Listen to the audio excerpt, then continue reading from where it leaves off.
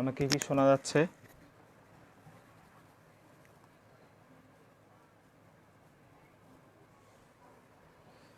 আমাকে কি শোনা যাচ্ছে?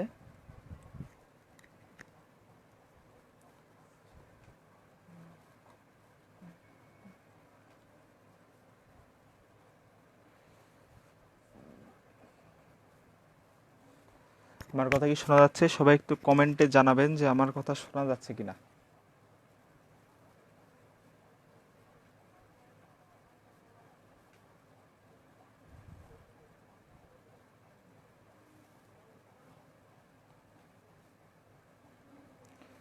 ওয়ালাইকুম আসসালাম ইব্রা নুসাইবা। আচ্ছা, আজকে যে তোমাদের সেশনটা বাংলা গাইডলাইনের উপর তোমাদের সেশন, আমি তোমাদের সবাইকে তুমি করেই বলছি, কারণ আশা করি তোমরা এখানে যারা আছো সবাই আমার জুনিয়র। প্রথমেই আমি আমার পরিচয়টা দিয়ে নিচ্ছি। আমি জয়পাল, শিক্ষার্থী, ঢাকা বিশ্ববিদ্যালয় 2019-20 সেশন।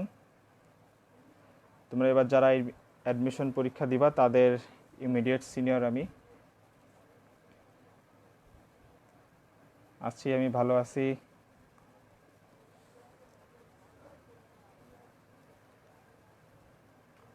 তো তোমাদের সাথে আশা করি আজকে একটা ভালো একটা সময় কাটবে। আচ্ছা, শোনা যাচ্ছে। তোমরা একটা কাজ করবা, তোমরা কে কোন জেলা থেকে আসো এবং কার কোন বিশ্ববিদ্যালয়ে পড়ার ইচ্ছা, এটা একটু আমাকে জানাবা, কমেন্টে জানাবা। আমরা কিছুক্ষণ একটু ওয়েট করি, সবাই একটু জয়েন করুক। আজকের সেশনটা শুধু বাংলা গাইডলাইনের উপরই হবে না, তোমাদের বাংলা সাথে ইংরেজি তোমরা কিভাবে প্রিপারেশন নিবা, সাধারণ জ্ঞান কিভাবে প্রিপারেশন নিবা, তারপর তোমাদের যে সমস্যাগুলো, যে পরীক্ষার আগে আসলে তোমরা ডিপ্রেশনে চলে যাও, এই ডিপ্রেশন থেকে তোমরা কিভাবে নিজেকে ওভারকাম করবা। তারপর মনে করো যে তোমাদের যেই সময়টা যা আছে, এই সময়টাকে তোমরা, এই যে লাস্ট 1-1.5 মাসের মতো সময় আছে, এই সময়টাকে তোমরা কিভাবে ইউটিলাইজ করবা সঠিকভাবে, এইটা নিয়ে তোমাদের সাথে আলোচনা করব। তারপর তোমরা তোমাদের যে বর্তমানে যে অদরকারি কাজগুলো তোমরা করো, এই অদরকারি কাজগুলো তোমরা কিভাবে এই রিডিউস করবা। তারপর মনে করো যে পরীক্ষার হলে তোমাদের অ্যাটিটিউডটা কীরকম হবে, পরীক্ষার হলে যে কীভাবে পরীক্ষা দিবা, কীভাবে তোমার মন মানসিকতাটা পরীক্ষার হলে কীরকম থাকবে, এসব ব্যাপার নিয়ে একটা আলোচনা করা হবে। মেইনলি বাংলার উপরই সেশন, তবুও অন্য সব ব্যাপার নিয়েও একটু আলোচনা করব। তো আমি একটু ওয়েট করতেছি, সবাই আর একটু জয়েন করুক। আচ্ছা, এখানে অনেক জায়গা থেকে আছে, বগুড়া থেকে আছে, তারপর লালমনিরহাট, মুন্সিগঞ্জ, চিটাগাং, পাবনা, ঠাকুরগাঁও, মোটামুটি বাংলাদেশের প্রায় সব জেলা থেকেই দেখি আছে এখানে। অনেকের ড্রিম দেখতেছি Dhaka university, Rajshahi university, SUST. আচ্ছা আচ্ছা, আমার কথা কি শোনা যাচ্ছে না? দু একজন বলছে যে আমার কথা শোনা যায় না। আমার কথা কি শোনা যাচ্ছে ক্লিয়ার? একটু কমেন্টে কেউ জানাবা যে আমার কথা শোনা যাচ্ছে কিনা।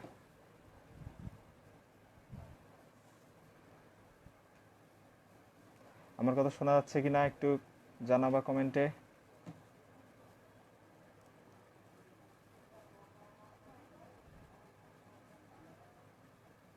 আচ্ছা, শোনা যাচ্ছে আশা করি। আচ্ছা, ঢাকা বিশ্ববিদ্যালয়ে দেখা যাচ্ছে ম্যাক্সিমামের চয়েস ঢাকা বিশ্ববিদ্যালয়, তো খুবই ভালো। কুষ্টিয়া থেকে আসো দেখতে পাচ্ছি, চুয়াডাঙ্গা, অনেক জেলা থেকে আছে, সিরাজগঞ্জ। আচ্ছা, কথা শোনা যাচ্ছে। অনেকে আবার কুমিল্লা বিশ্ববিদ্যালয়, যেমন কি এটা মুকবিল হোসেন, কুমিল্লা বিশ্ববিদ্যালয়ের ইংরেজি ডিপার্টমেন্টে পড়তে চাই। আচ্ছা, ভালো। আচ্ছা, শোনা যাচ্ছে। চাঁদপুর থেকে আসো অনেকেই। তো মোটামুটি আমাদের সেশনে 40 জনের মতো জয়েন হয়েছে। তো আমরা আর কিছুক্ষণের মধ্যেই শুরু করব আসলে।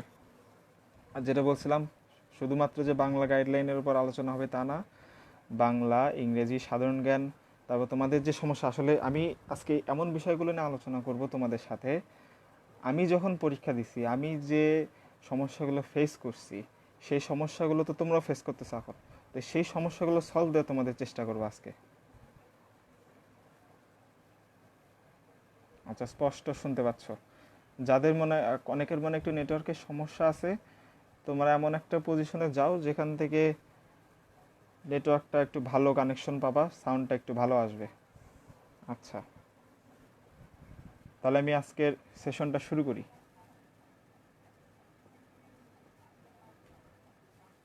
আচ্ছা, শুরুতেই আমি তোমাদের সাথে শেয়ার করি যে আজকে কী কী টপিক আমি আলোচনা করব।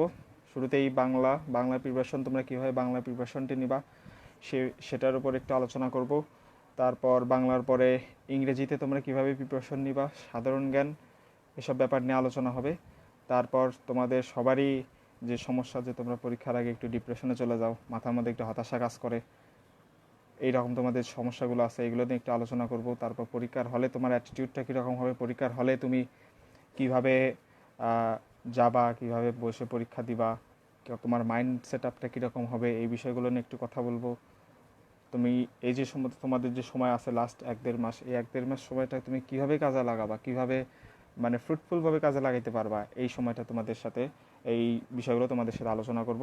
আমি আমার পরিচয়টা আরেকবার দিয়ে নিচ্ছি, শুরুতে অনেকে হয়তো ছিল না। আমি জয় পাল, শিক্ষার্থী, ঢাকা বিশ্ববিদ্যালয় 2019 বিশেষণ। আচ্ছা, প্রথমেই তাহলে আমি এখন শুরু করি, বাংলা নিয়ে শুরু করি ফার্স্টে, যেহেতু আজকের স্পেশাল সেশনটা হচ্ছে বাংলার উপরেই। বাংলা এমন একটা সাবজেক্টটা কিন্তু খুবই ইজি, কিন্তু এই বাংলাতে কোশ্চেন পাওয়া কিন্তু আবার এই তোমার নাম্বার পাওয়াও কিন্তু ইজি। একটা জিনিস খেয়াল রাখবা, বাংলা কিন্তু সবাই পারে, ঠিক আছে? যার প্রিপারেশন ভালো সেও পারে, যার প্রিপারেশন খারাপ সেও মোটামুটি বাংলা পারে, কারণ বাংলা তোমরা এইচএসসি লেভেল থেকেই পড়ে আসতেছো। এখন একটা জিনিস খেয়াল করো, বাংলা সহজ, এই জন্য তুমি কি করলা, বাংলাকে একটু গুরুত্বটা কম দিলা। তাহলে তোমার সমস্যাটা কি হবে? মনে করো যে সবাই বাংলা 10টার মধ্যে 7টা করে কোশ্চেন পারছে, কিন্তু তুমি পারছো 6টা, তাহলে তোমার কি হচ্ছে, তুমি সবার থেকে কিন্তু পিছায় গেলা। সবাই বাংলা পারে, সবাই এই পজিশনে আছে, তুমিও বাংলা পড়ে এই পজিশনে আছে, কিন্তু তুমি সবার থেকে 2-1টা কোশ্চেন কম পারলা, তাহলে কিন্তু তুমি পিছায় গেলা, তাহলে কিন্তু তুমি সবার সমানে আসতে পারলা না। একটা স্টুডেন্ট কখন চান্স পায় জানো? আগে তোমাকে সবার সাথে সমানে আসতে হবে, সবাই যা পারে তুমিও তা পারো, সমানে আসলা। এখন তুমি চান্স পাবো কীভাবে? তুমি যখন সবার থেকে উপরে যাবা কীভাবে? যখন তুমি এক্সট্রা অর্ডিনারি কিছু করো, পরীক্ষা দিয়ে দেবে লাখ লাখ মানুষ, লাখ লাখ স্টুডেন্ট পরীক্ষা দিবে। এখন এই লাখ লাখ স্টুডেন্টের মধ্যে যে 2000 যে তোমাকে সিলেক্ট করা হবে তোমার যোগ্যতা অনুসারে, লাখ লাখ পরীক্ষা দেবে কিন্তু চান্স পাবে মাত্র 2000, 1000। কেন তোমাকে 2 লাখ থেকে 1000-এর মধ্যে নিয়ে আসবে, 2000-এর মধ্যে নিয়ে আসবে? কারণ তোমার মধ্যে এমন কিছু আছে, তোমার মধ্যে যোগ্যতা আছে, যে যোগ্যতা দিয়ে তুমি চান্সটা পাবা। সুতরাং কোনো সাবজেক্টকেই তুমি নেগলেক্ট করবা না, যে এটা সহজ, এটা কঠিন, এটাকে একটু বেশি সময় দিয়ে, এটাকে একটু কম সময় দিয়ে। হ্যাঁ, তোমার ইংরাজিতে দুর্বলতা থাকতে পারে, তোমার সাধারণ জ্ঞানে দুর্বলতা থাকতে পারে, তোমার যে সাবজেক্টে দুর্বলতা আছে সেই সাবজেক্টকে তুমি একটু বেশি সময় দাও, কিন্তু কোনো সাবজেক্টকেই অবহেলা করবে না। বাংলা সাবজেক্ট সহজ, নাম্বার তোলাও সহজ। তোমাদের বাংলা কিন্তু পার্ট 2টা, একটা হচ্ছে এমসিকিউ পার্ট, একটা হচ্ছে রিটেন পার্ট। তোমাদের এমসিকিউতে মার্ক থাকবে 15, রিটেন পার্টে তোমাদের মার্ক থাকবে হচ্ছে 20। এই হচ্ছে 15 আর 20 35।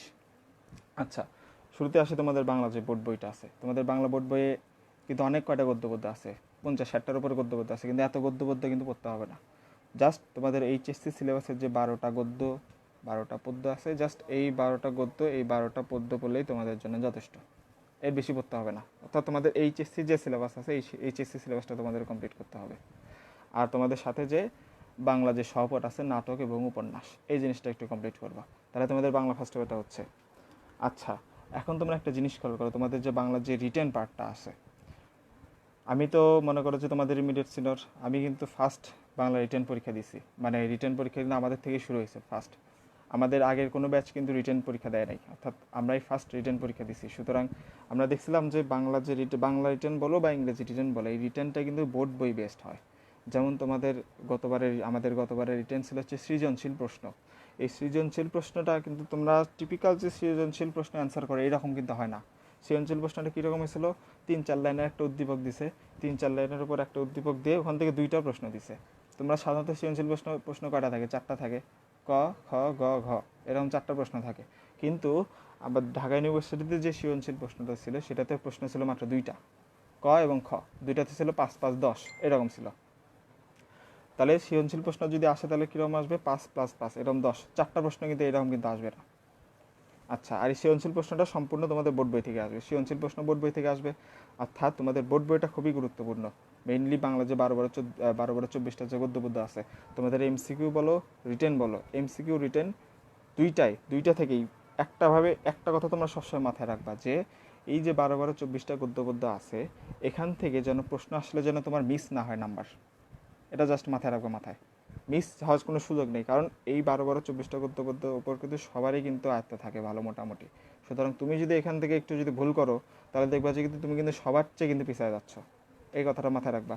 সুতরাং তুমি যে সাবজেক্ট তোমার কাছে সহজ লাগে সেই সাবজেক্টকে অবশ্যই হাতে রাখবে। আমি আমার একটা নিজের একটা এক্সপিরিয়েন্স শেয়ার করি। আমি যখন ভর্তি পরীক্ষা দিয়েছিলাম, অর্থাৎ প্রিপারেশনের সময় আমার ইংরেজিতে স্ট্রং পয়েন্ট ছিল, আমি ইংরেজি খুব ভালো পারতাম, আর আমার উইক পয়েন্ট ছিল সাধারণ জ্ঞান।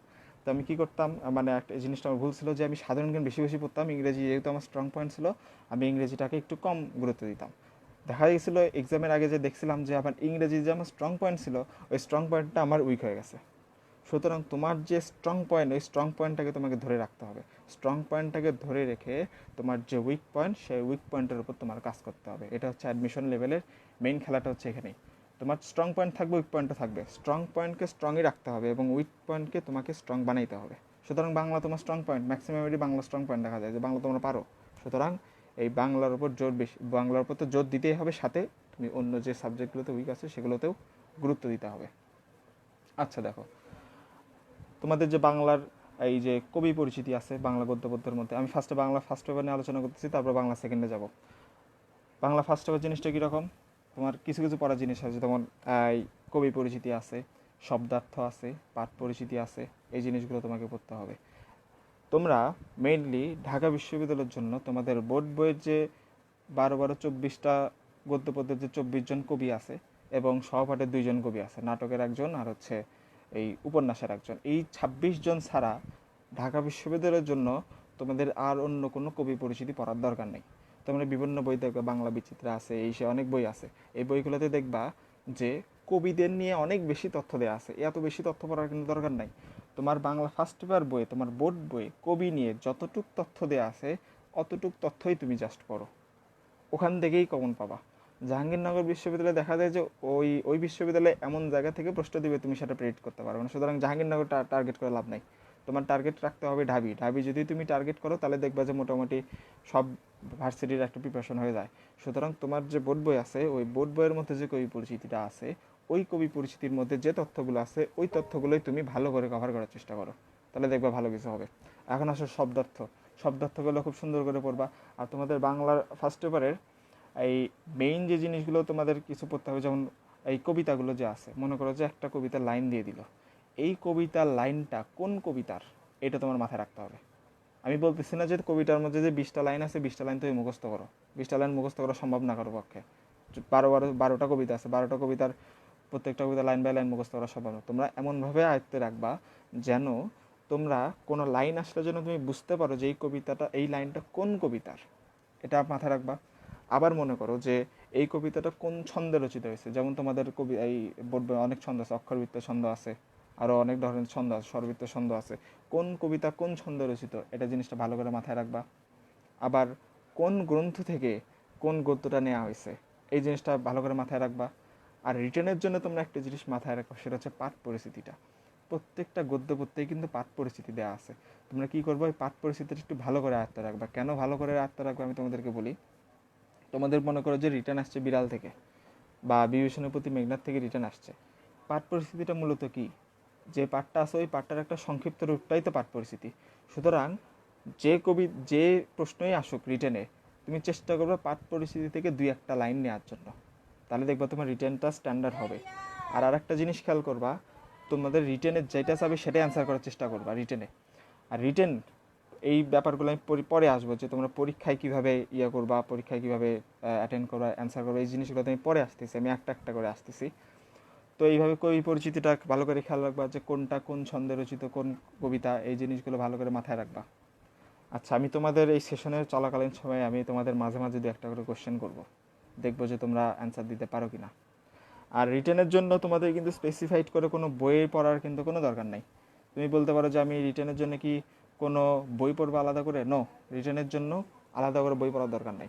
একটা জিনিস খেয়াল রাখবা, এই যে বিভিন্ন ধরনের তোমার যে গাইড বইগুলো আছে, জয়গুলি বলো, পারাবার বলো, বিভিন্ন কোম্পানির যে বইগুলো আছে, এই বইগুলো তৈরি হয়েছে বই থেকে, বোর্ড বই থেকে তৈরি হয়েছে না। সুতরাং তুমি যদি বোর্ড বইটা যদি ভালো করে পড়তে পারো তাহলে তো তোমার অন্য বই এমনিই কমপ্লিট হয়ে যাচ্ছে। সুতরাং বোর্ড বইটাকে সবচেয়ে বেশি গুরুত্ব দাও, বোর্ড বইটা ভালো করে পড়ো। তোমাদের ইংরেজি নিয়ে যখন আলোচনা করো তখন তুমি বোর্ড বইয়ের গুরুত্বটা আরও বেশি করে বুঝতে পারবা যে বোর্ড বইয়ের গুরুত্বটা কতটুকু। আর আমি কিন্তু বললাম যে অন্য কোম্পানির বই পড়ার থেকে বোর্ড বইয়ের উপর বেশি গুরুত্ব দাও। তার মানে এটা না যে তুমি শুধু তোতা পাখির মতো বোর্ড বইটা শুধু লাইন বাই লাইন পড়ে গেলা, তাহলে কিন্তু কাজ হবে না। তোমাকে বোর্ড বই পড়তে হবে, সুন্দর করে পড়ার মতো করে পড়তে হবে বোর্ড বই, একদম ক্রিটিক্যাল থিঙ্কিং করে তোমাদের পড়তে হবে। আর একটা জিনিস তোমাদের বলি, তোমরা যে ভার্সিটির যে ইউনিটেই তুমি পরীক্ষা দিতে যাও, একটা জিনিস মাস্ট খেয়াল রাখবা, সেটা হচ্ছে ওই ভার্সিটির ওই ইউনিটের ওই স্পেসিফিক ইউনিটের প্রশ্ন ব্যাংক তোমাকে আগে ফলো করতে হবে। তুমি প্রশ্ন ব্যাংক এই জন্যে পড়বা না যে প্রশ্ন ব্যাংক থেকে আমি কমন পাবো, যে আগের প্রশ্ন দুই একটা করে রিপিট হবে, এই জন্য তুমি কোশ্চেন ব্যাংক পড়বা না। কোশ্চেন ব্যাংক তুমি এই জন্য পড়বা যেন তুমি বুঝতে পারো যে ওই ভার্সিটির ওই ইউনিটে কোন কোন টপিক থেকে বেশি প্রশ্ন আসে, কোন কোন টপিক থেকে কম প্রশ্ন আসে, তাহলে তোমার প্রিপারেশনটা ভালো হবে। তুমি কিন্তু একদম খিচুড়ি করে সব কিছু পড়তে যাবে না, প্রশ্ন ব্যাংক ফলো করবা যে ওই ভার্সিটির ওই স্পেসিফিক ইউনিটে কোন কোন এই তোমার বলো যে এই মনে করো যে কোন কোন টপিক থেকে বেশি প্রশ্ন আসতেছে, এই জিনিসটা ফলো করবা তোমরা। আচ্ছা একটু ওয়েট করো। আচ্ছা, সুতরাং যেখানেই তোমার পরীক্ষা দিতে যাও, যে ইউনিটেই তোমরা যাও, প্রশ্ন ব্যাংকটা সুন্দর করে ফলো করবা। যে ইউনিটেই, ঢাকা ইউনিভার্সিটি বি ইউনিটে যাও, আগে দেখো যে বি ইউনিটের প্রিভিয়াস ইয়ারের কোশ্চেনগুলো কীরকম আসছে, কোন প্যাটার্নের কোশ্চেনগুলো আসছে, কোন টপিক থেকে বেশি কোশ্চেনগুলো আসছে, এই জিনিসগুলো ভালো করে খেয়াল রাখবা। আচ্ছা, এবার আসা হচ্ছে বাংলা সেকেন্ড পেপারে। আমি রিটেন নিয়ে পরে আরেকটু আলোচনা করতেছি, সমস্যা নেই। এখন আসো Bangla second paper. Bangla second পেপারের জন্য যে তোমাদের যে 9-10 বইটা আছে, এটা হচ্ছে তোমাদের বাংলা সেকেন্ড পেপারের বাইবেল বলা হয়। তুমি চাকরির পরীক্ষা বলো, ভার্সিটির পরীক্ষা বলো, যে পরীক্ষায় বলো, সুন্দর করে বাংলা সেকেন্ড পেপার 9-10 বই সুন্দর করে কমপ্লিট করবা, লাইন বাই লাইন কমপ্লিট করবা, একটা লাইন বাদ দেওয়া যাবে না, লাইন বাই লাইন কমপ্লিট করবা। তোমরা দেখবে বাংলা সেকেন্ড পেপারের একটা লাইনের মধ্যে কিন্তু 2-3টা করে এমসিকিউ থাকা সম্ভব। সুতরাং বাংলা সেকেন্ড পেপার যে 9-10 বইটা আছে, ওই বইটা সুন্দর করে কমপ্লিট করবা। এবং ওই বইয়ের পাশাপাশি, ওই বইটা একটু কঠিন করে লেখা, ওই বইয়ের পাশাপাশি তোমার কাছে যে বইটা সহজ মনে হয়, যেমন আমার কাছে অভিযাত্রীটা সহজ মনে হয়েছে, আমি ওই বইয়ের পাশাপাশি অভিযাত্রীটা পড়ছি টপিকগুলো আরও ইজি করার জন্য। সুতরাং মনে করো যে তোমার ভার্সিটি, তুমি ঢাকা ইউনিভার্সিটি পরীক্ষা দিতে হচ্ছে, সাপোজ ঢাকা ইউনিভার্সিটিতে 10টা গ্রামার থেকে আসবে, সাপোজ ব্যাকরণ থেকে 10টা আসবে, ওই 10টার মধ্যে 6টা দেখবা হুবহু, 6টা 7টা দেখবা হুবহু তোমার 9-10 ব্যাকরণ বই থেকে কমন আসবে, হুবহু অপশন সহ কমন আসবে। সুতরাং 9-10 যে ব্যাকরণ বইটা একটু সুন্দর করে পড়বা, এবং তার সাথে যেহেতু একটু টপিকগুলো বোঝার জন্য তুমি যে কোনো একটা বই ফলো করবা, যে কোনো, সেটা হতে পারে অভিযাত্রী, হতে পারে পারাবার, হতে পারে, যে কোনো একটা বই তুমি ফলো করো। আমি নিজে অভিযাত্রী ফলো করছিলাম। আচ্ছা, আর আমি তোমাদের এই যে আজকে সেশন, আমি কিন্তু তোমাদের কোনো বইয়ের জন্য সাজেস্ট করবো না। তোমাকে আমি বলবো না যে তুমি বাংলার জন্য অভিযাত্রী পড়ো, সাধারণ জ্ঞানের জন্য জুবাইর জিকে পড়ো, এটার জন্য এটা পড়ো, ইংরেজির জন্য সস কম্পিটিটিভ এক্সাম পড়ো, এটা আমি বলবো না। কেন বলবো না? কারণ তোমরা কিন্তু অলরেডি 1 বছর আগে, না সব পড়তে হবে না, কে যেন বলছে ভাই সব পড়বো না, সব পড়তে হবে না, তোমরা কিন্তু অলরেডি 1 বছর কিন্তু তোমার প্রিপারেশন নিয়ে আসছো, যে কোনো একটা বা দুইটা স্পেসিফিক বইয়ের উপর তোমার প্রিপারেশন নিয়ে আসছো। এখন যদি আমি তোমাদের আর একটা যদি স্পেসিফিক বই বলে যে তোমরা এই বইয়ের উপর প্রিপারেশন নাও, তাহলে তো নতুন বই তো এই পর্যায়ে নতুন বই তো পড়া সম্ভব না। তোমরা যে বই পড়ছো ওই বইটা এখন ভালো করে রিভিশন দাও। আর একটা জিনিস খেয়াল রাখবা, তোমরা কখনোই এই অ্যাডমিশন সেশনে এসে একসাথে 3-4টা, একটা সাবজেক্টের জন্য 3-4টা বই পড়বা না, এটা কিন্তু সবচেয়ে বেশি বোকামি কাজ। স্টুডেন্টরা কিন্তু এই বোকামি কাজটা বেশি করে। তুমি মনে করো যে এখন তোমার অ্যাডমিশন পরীক্ষার হাতে, তোমার হাতে এখন 5 মাস সময় আছে, তুমি এই 5 মাস সময় কিন্তু চাইলেই তুমি সাধারণ জ্ঞানের জন্য 3 থেকে 4টা বই পড়ে শেষ করে দিতে পারো। তুমি এমপি3 পড়তেছো, জুবাইর জিকেও পড়তেছো, নতুন বিশ্ব পড়তেছো, আজকের বিশ্ব পড়তেছো, জয়গুলো পড়তেছো, তুমি চাইলে কিন্তু এই 5 মাসের মধ্যে তুমি কয়েকটা বই শেষ করে দিতে পারো। কিন্তু এই কাজটা করা যাবে না। কেন করা যাবে না? মনে করো যদি তোমার হাতে এখন 5 মাস সময় আছে, তুমি সাধারণ জ্ঞানের জন্য 4টা বই শেষ করছো, কিন্তু কথা হচ্ছে পরীক্ষার 1 সপ্তাহ আগে, পরীক্ষার 15 দিন আগে তুমি কি ওই 5টা বই রিভিশন করতে পারবা? কখনোই পারবা না। সুতরাং তুমি পরীক্ষার আগে যতটুকু রিভিশন দিতে পারবা, যে কয়টা বই রিভিশন দিতে পারবা, ঠিক সেই কয়টা বই তুমি আগে পড়ো। আমি সাজেস্ট করি একটা সাবজেক্টের জন্য 2টার বেশি বই পড়ার দরকার নেই। একটা সাবজেক্টের জন্য 2টা বই পড়ো, ওই 2টা বই খুব ভালো করে পড়ো, পরীক্ষার আগে যেন তুমি রিভিশন দিতে পারো। মনে করো যে তুমি 5 মাসে 5টা বই শেষ করছো, 5টা বই তোমার কমপ্লিট, কিন্তু তুমি রিভিশন করতে পারলা না পরীক্ষার আগে, তুমি রিভিশন করতে পারলা 2টা বই, তাহলে ওই যে তুমি আগে যে 3টা বই পড়লা, ওই 3টা বই তুমি রিভিশন করতে পারলা না, তাহলে ওই 3টা বই তোমার সময়টা লস হয়ে গেল। সুতরাং একটা সাবজেক্টের জন্য স্পেসিফিকভাবে একটা অথবা 2টা বই রাখবা, বেশি বই রাখার দরকার নেই, বইটা যেন স্ট্যান্ডার্ড হয়। এই গেল হচ্ছে তোমাদের বাংলা ব্যাকরণের কিছু। আর বাংলা ব্যাকরণে কিছু কিছু টপিক আছে, যেমন এই টপিকগুলো থেকে প্রশ্ন বেশি আসে। আমি বলতেছি না যে এই টপিকটা ইম্পর্টেন্ট, তোমরা এই টপিকটা বেশি ভালো করে পড়ো, আমি এটা কখনোই বলবো না। আমি বলবো যে এই টপিকটা একটু ভালো করে পড়ো, কিন্তু ইম্পর্টেন্ট বলতে কোনো টপিক নাই। যে কোনো টপিক থেকে যে কোনো সময় প্রশ্ন আসতে পারে, তোমাকে সবসময় তৈরি থাকতে হবে। যেমন কিছু কিছু টপিকের আমি তোমাদের নাম বলতেছি, যেমন শুদ্ধ বানান, বানান থেকে তোমাদের রেগুলার প্রশ্ন আসে, সন্ধি, সমাস, তারপর ধ্বনিতত্ত্ব, ধ্বনি পরিবর্তন, কারক বিভক্তি, প্রত্যয়, উচ্চারণ, এই টপিকগুলোর উপর থেকে প্রশ্ন বেশি আসে। তার মানে এটা না যে পুরুষবাচক স্ত্রীবাচক শব্দ থেকে প্রশ্ন আসবে না, পদ প্রকরণ থেকে প্রশ্ন আসবে না, বাক্য থেকে প্রশ্ন আসবে না, এইগুলো থেকে প্রশ্ন আসবে না, এটা না, ওগুলো থেকেও প্রশ্ন আসবে। জাস্ট তোমরা এই যে টপিকগুলো বললাম এই টপিকগুলো একটু ভালো করে পড়বা, সাথে অন্য টপিকগুলোও দেখবা। আর আমি তোমাদের কমেন্টগুলো কিন্তু আমি এখন দেখতেছি না, আমি তোমাদেরকে প্রশ্ন করার জন্য আমি সময় দিব, যে তোমাদের কার কি সমস্যা আমাকে জানাও, তোমাদের প্রশ্নগুলোর উত্তর আমি দেব। এখন আমি নিজের মতো করে আমার সেশনটা প্ল্যান করা আছে, আমি সেই প্ল্যান ওয়াইজ এখন যাচ্ছি, আমি তোমাদের কমেন্টগুলো এখন দেখতেছি না। আমি তোমাদের কমেন্টগুলো তখন দেখবো যখন আমি তোমাদেরকে সময় দেবো, যে তোমাদের কার কি সমস্যা, কার কি প্রশ্ন আমাকে বলতে পারো, তখন তোমরা কমেন্ট করে জানাবা, আমি তখন তোমাদের কমেন্টগুলো দেখবো। আমি কিন্তু এখন তোমাদের কমেন্ট দেখতেছি না। যাই হোক, তাহলে এই টপিকগুলো তোমরা একটু ভালো করে দেখবা। আর আমরা যখন বাংলা পরীক্ষা দিয়েছিলাম রিটেন, আমাদের কিন্তু বাংলা ব্যাকরণ থেকে কিন্তু কোনো এই তোমার রিটেন আসে নাই। তার মানে এটা না যে তোমাদের এখন আসবে না, তোমাদের অ্যাডমিশনের সার্কুলার দেখবা ঢাকা ইউনিভার্সিটি বি ইউনিটে, সার্কুলারে তোমরা দেখবা যে সার্কুলারে কিন্তু ব্যাকরণ থেকে আসার সম্ভাবনা আছে, সংজ্ঞা উদাহরণ এই জিনিসগুলো কিন্তু আছে, বলতে পারে যে সমাস কাকে বলে, সমাস কয় প্রকার কী কী, এই জিনিসগুলো কিন্তু আসতে পারে। যেমন তোমরা সমাসে কিন্তু বেশি মাথা ব্যথা তোমাদের কিনে যে এটা কোন সমাস, সন্ধিতে মাথা ব্যথা কিনে যে এই শব্দকে ভাঙলে এই শব্দকে ভাঙে কি হয়। কিন্তু তোমরা সমাসে দেখবে আরও কিন্তু ক্রিটিক্যাল জিনিসপত্র আছে, যেমন সমাসের প্রতিটি কয়টি। তোমাদের এই পর্যায়ে আমি কয়েকটা প্রশ্ন করব, দেখি বলো তখন তোমরা, আমি তোমাদের কমেন্টগুলো এখন দেখবো, তোমরা বলবা যে সমাসের প্রতিটি কয়টি, বলো কে বলতে পারে সমাসের প্রতিটি কয়টি, সমাসের প্রতিটি কয়টি। এবার যে কয়েকটা কোশ্চেন তোমাদের করি, তোমরা কমেন্ট বক্সে উত্তরটা দিবা, সমাসের প্রতিটি কয়টি। এই প্রশ্নটা কিন্তু খুব আসে পরীক্ষায়, সমাসের প্রতিটি কয়টি, বলো দেখি সমাসের প্রতিটি কয়টি। তোমাদের নিয়ে আমার আরও অনেক সময় আছে, আমি এই বাংলাটা শেষ হলে আমি তোমাদের ইংরেজি নিয়ে আলোচনা করব, সাধারণ জ্ঞান নিয়ে আলোচনা করব, আরও কিছু বিষয় নিয়ে আলোচনা করব। আশা করি তোমরা সবাই থাকবা।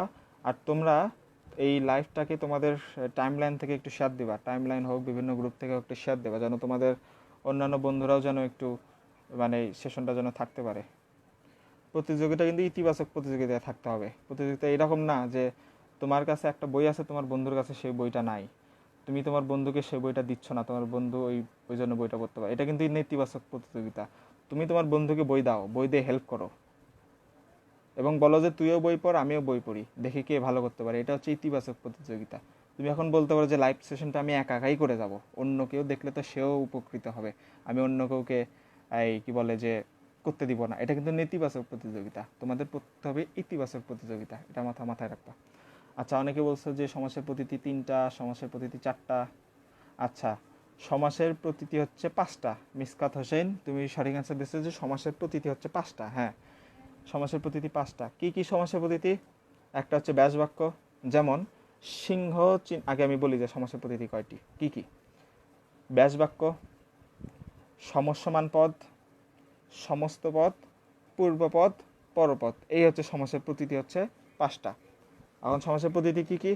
আমি তো তোমাদের আজকে কোনো টপিক পড়াবো না, তোমরা মনে করো যে আমি তোমাদেরকে সমাস পড়াচ্ছি, এই ছোট্ট একটা ক্লাসে করানো সম্ভব না, আসলে কোনো টপিকই ভালো করে করানো সম্ভব না। আমি জাস্ট তোমাদের একটু অ্যাভারেজ বলতেছি যে কীভাবে তোমরা জিনিসগুলো পড়বা, ক্রিটিক্যাল জিনিসগুলো তোমরা কীভাবে পড়বা। যেমন সমাসের তোমরা বেশি গুরুত্ব কী দাও, যে কোনটা কোন সমাস, এটাতে তোমরা বেশি গুরুত্ব দাও। এই যে দেখো সমাসের প্রতিটি কয়টি, এখান থেকে কিন্তু প্রশ্ন চলে আসতে পারে। যেমন সমাসের প্রতিটি যে ব্যাস বাক্য, সমস্ত পদ, পূর্বপদ, পরপদ, সমস্যবন পদ। যেমন সিংহ চিহ্নিত আসন, এটা হচ্ছে সিংহ চিহ্নিত আসন, এটা হচ্ছে ব্যাস বাক্য পুরোটাই। সিংহ চিহ্নিত আসন, এটা হচ্ছে ব্যাস বাক্য। সিংহ চিহ্নিত আসনের মধ্যে কয়টা শব্দ আছে? 3টা শব্দ আছে। কি কি 3টা শব্দ? সিংহ একটা শব্দ, চিহ্নিত একটা শব্দ, আসন একটা শব্দ। এই প্রত্যেকটা শব্দ হচ্ছে সমস্যমান পদ। যেমন সিংহ একটা সমস্যমান পদ, চিহ্নিত একটা সমস্যমান পদ, আসন একটা সমস্যমান পদ। তাহলে তোমাদের এখান থেকে প্রশ্নটা কিভাবে আসতে পারে? সিংহ চিহ্নিত আসন, এটা দিয়ে বললো যে এটা সমাসের কোন প্রতীতি, তখন তোমাদের অ্যান্সারটা কী করতে হবে? এটা হচ্ছে সমাসের ব্যাস বাক্য। এখন তোমাদেরকে সিংহ চিহ্নিত আসন দিয়ে এই আসনের নিচে আন্ডারলাইন করে বললো এই আসন শব্দটা সমাসের কোন প্রতীতি, তখন তোমাকে কী করতে হবে? আসন শব্দটা হচ্ছে সমাসের সমস্যমান পদ। ক্লিয়ার? তাহলে সমস্যমান পদ চিনলাম, ব্যাস বাক্য চিনলাম, এখন আসা হচ্ছে সমস্ত পদে। সিংহ চিহ্নিত আসন, এটা সমাস করলে হয় সিংহাসন। এই সিংহাসন কথাটা হচ্ছে সমস্ত পদ, এই সমস্ত পদ। এখন সিংহাসন দিয়ে বললো যে এটা কোন প্রতীতি, তখন তোমাকে অ্যান্সার কী করতে হবে? এটা হচ্ছে সমস্ত পদ। এই সমস্ত পদের মধ্যে আবার দুইটা ভাগ আছে, পূর্বপদ পরপদ। সিংহ হচ্ছে পূর্বপদ, আসনটা হচ্ছে পরপদ। তাহলে এইভাবে দেখো তোমাদের ক্রিটিক্যাল অ্যান্সারগুলো কিন্তু করতে হবে। তোমাদের কাছে আর একটা প্রশ্ন করি এখন, বলো সমাস প্রধানত কয় প্রকার এবং সমাস মূলত কয় প্রকার? সমাস প্রধানত কয় প্রকার এবং সমাস মূলত কয় প্রকার? দুইটা কিন্তু আলাদা প্রশ্ন, একটু ভালো করে খেয়াল রাখবা। সমাস প্রধানত কত প্রকার এবং সমাস মূলত কত প্রকার? প্রশ্ন কিন্তু এইভাবে আসে, তোমরা কিন্তু তালগোল পাকাও, তোমরা গণহারে বলে দাও যে সমাস 6 প্রকার, সমাস 6 প্রকার, সমাস 6 প্রকার, কিন্তু এখানে কিন্তু একটা কাহিনী আছে। সমাস প্রধানত কত প্রকার, সমাস মূলত কত প্রকার, এখানে কিন্তু একটা কাহিনী আছে। বলো সমাস প্রধানত কত প্রকার এবং মূলত কত প্রকার? দুইটা অ্যান্সার একসাথে দিবা। প্রথমে লিখবা সমাস প্রধানত কত প্রকার, নিচে লিখবা সমাস মূলত কত প্রকার।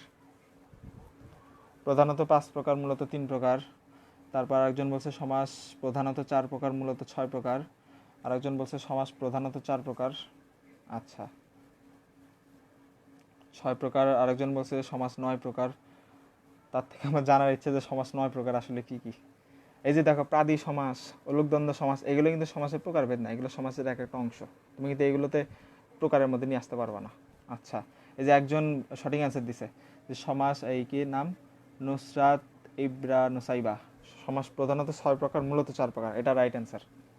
আচ্ছা দেখো সমাস কি বললাম, প্রধানত 6 প্রকার আর মূলত 6 প্রকার, সরি সমাস প্রধানত হচ্ছে 6 প্রকার এবং মূলত হচ্ছে 4 প্রকার। দেখো সমাস প্রধানত 6 প্রকার, এটা কি কি?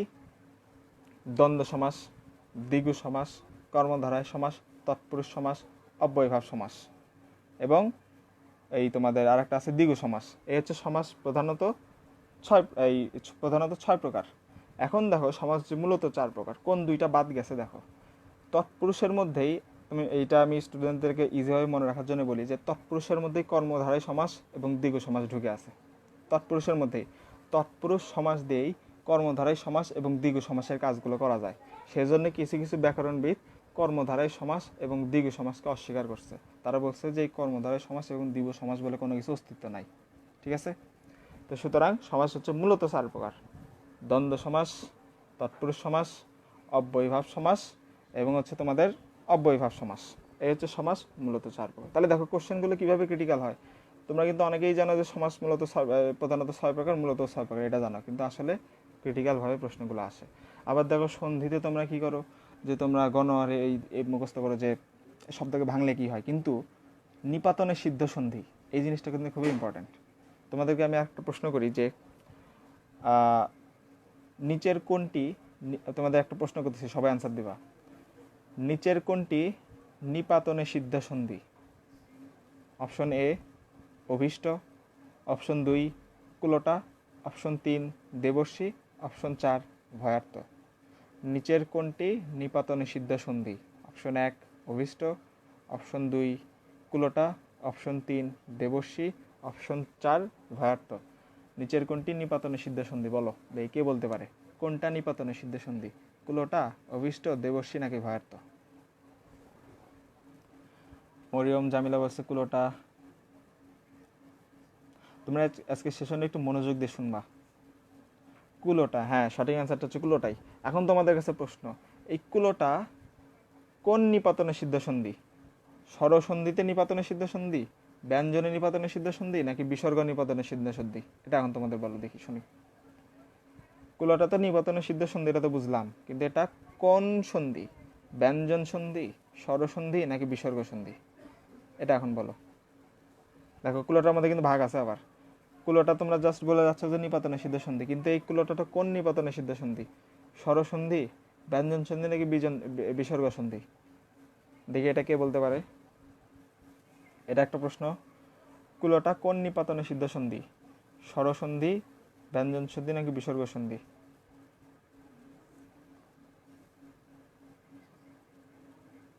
কুলোটা সবাই তো কুলোটাই লিখতেছ।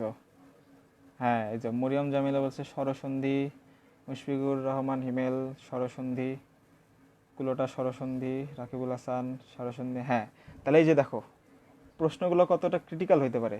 তোমরা জাস্ট গণহারে কি মুখস্থ, সাপোজ অনেকে এরকম মুখস্থ করে যে কুলোটা নিপাতনে সিদ্ধ সন্ধি, কারণ এই কুলোটা কোন নিপাতনে সিদ্ধ সন্ধি, স্বরসন্ধিতে নিপাতন নাকি ব্যঞ্জন সন্ধিতে নিপাতন নাকি বিসর্গ সন্ধি নিপাতন? আনসার কি? স্বরসন্ধিতে নিপাতন। তাহলে এই জিনিসগুলো কিন্তু তোমাদের সুন্দর করে মাথায় রাখতে হবে, ক্রিটিক্যালভাবে তোমাদের জিনিসগুলো পড়তে হবে। তো এই ছিল মোটামুটি বাংলার আলোচনা। আর বাংলা রিটেন তোমরা বোর্ড বইটা ভালো করে ফলো করো। তোমাদের বাংলা রিটেনে গতবার ট্রান্সলেশন আসছিলো, তোমরা ট্রান্সলেশনগুলো ভালো করে দেখবা, তোমাদের যে ইংলিশ ফর টুডে আছে ওইটা একটু ভালো করে পড়বা। আচ্ছা, তাহলে এই ছিল বাংলা মোটামুটি। তাহলে বাংলার জন্য কি বললাম, তোমরা সুন্দর করে বোর্ড বইটা সুন্দর করে কমপ্লিট করবা। একটা কথা মাথায় রাখবে, বোর্ড বই সহজ, 12-12-24টা গদ্য পদ্য সহজ, কিন্তু ইজি কাজ বিজি করে বেশি, এই কথা মাথায় রাখবা। সুতরাং তোমাদের এই টার্গেটে যাইতে হবে যে 12টা গদ্য পদ্য থেকে যদি প্রশ্ন আসে, আমি যেন 10টা যদি আসে আমি যেন 10টায় পারি, এই টার্গেটে তোমার করতে হবে। এখন আসো ব্যাকরণ। ব্যাকরণ, আচ্ছা তোমাদের পরীক্ষা হবে তো 100 মার্কের, তোমাকে তো চান্স পাওয়ার জন্য 100 মার্ক পাইতে হবে না, ঠিক আছে? তোমাকে চান্স পাওয়ার জন্য 75, 80, 85 এরকম মার্ক পাইতে হবে। এখন তোমার মনে করো যে ব্যাকরণে একটা টপিক খুবই কঠিন, প্রত্যয় আমি কোনোভাবেই বুঝতেছি না, প্রত্যয় কি আমি আমার মাথার মধ্যে ঢুকতেছেই না। এখন তুমি এই প্রত্যয়কে আয়ত্ত করার জন্য তুমি সমাস ভুলে যাচ্ছ, সন্ধি ভুলে যাচ্ছ, সমাস ভুলে যাচ্ছ, তাহলে তো তোমার কোনো লাভ হচ্ছে না। তোমার কাছে যদি এইরকম যদি কোনো টপিক থাকে যে টপিকটা খুবই কঠিন, তুমি কোনোভাবেই ওটাকে আয়ত্ত করতে পারতেছো না, ওই টপিকটাকে স্কিপ করে দাও, ঠিক আছে? কারণ তোমাকে চান্স পাওয়ার জন্য 100 পাইতে হবে না, তোমাকে চান্স পাওয়ার জন্য 80, 85 এরকম মার্ক পাইতে হবে।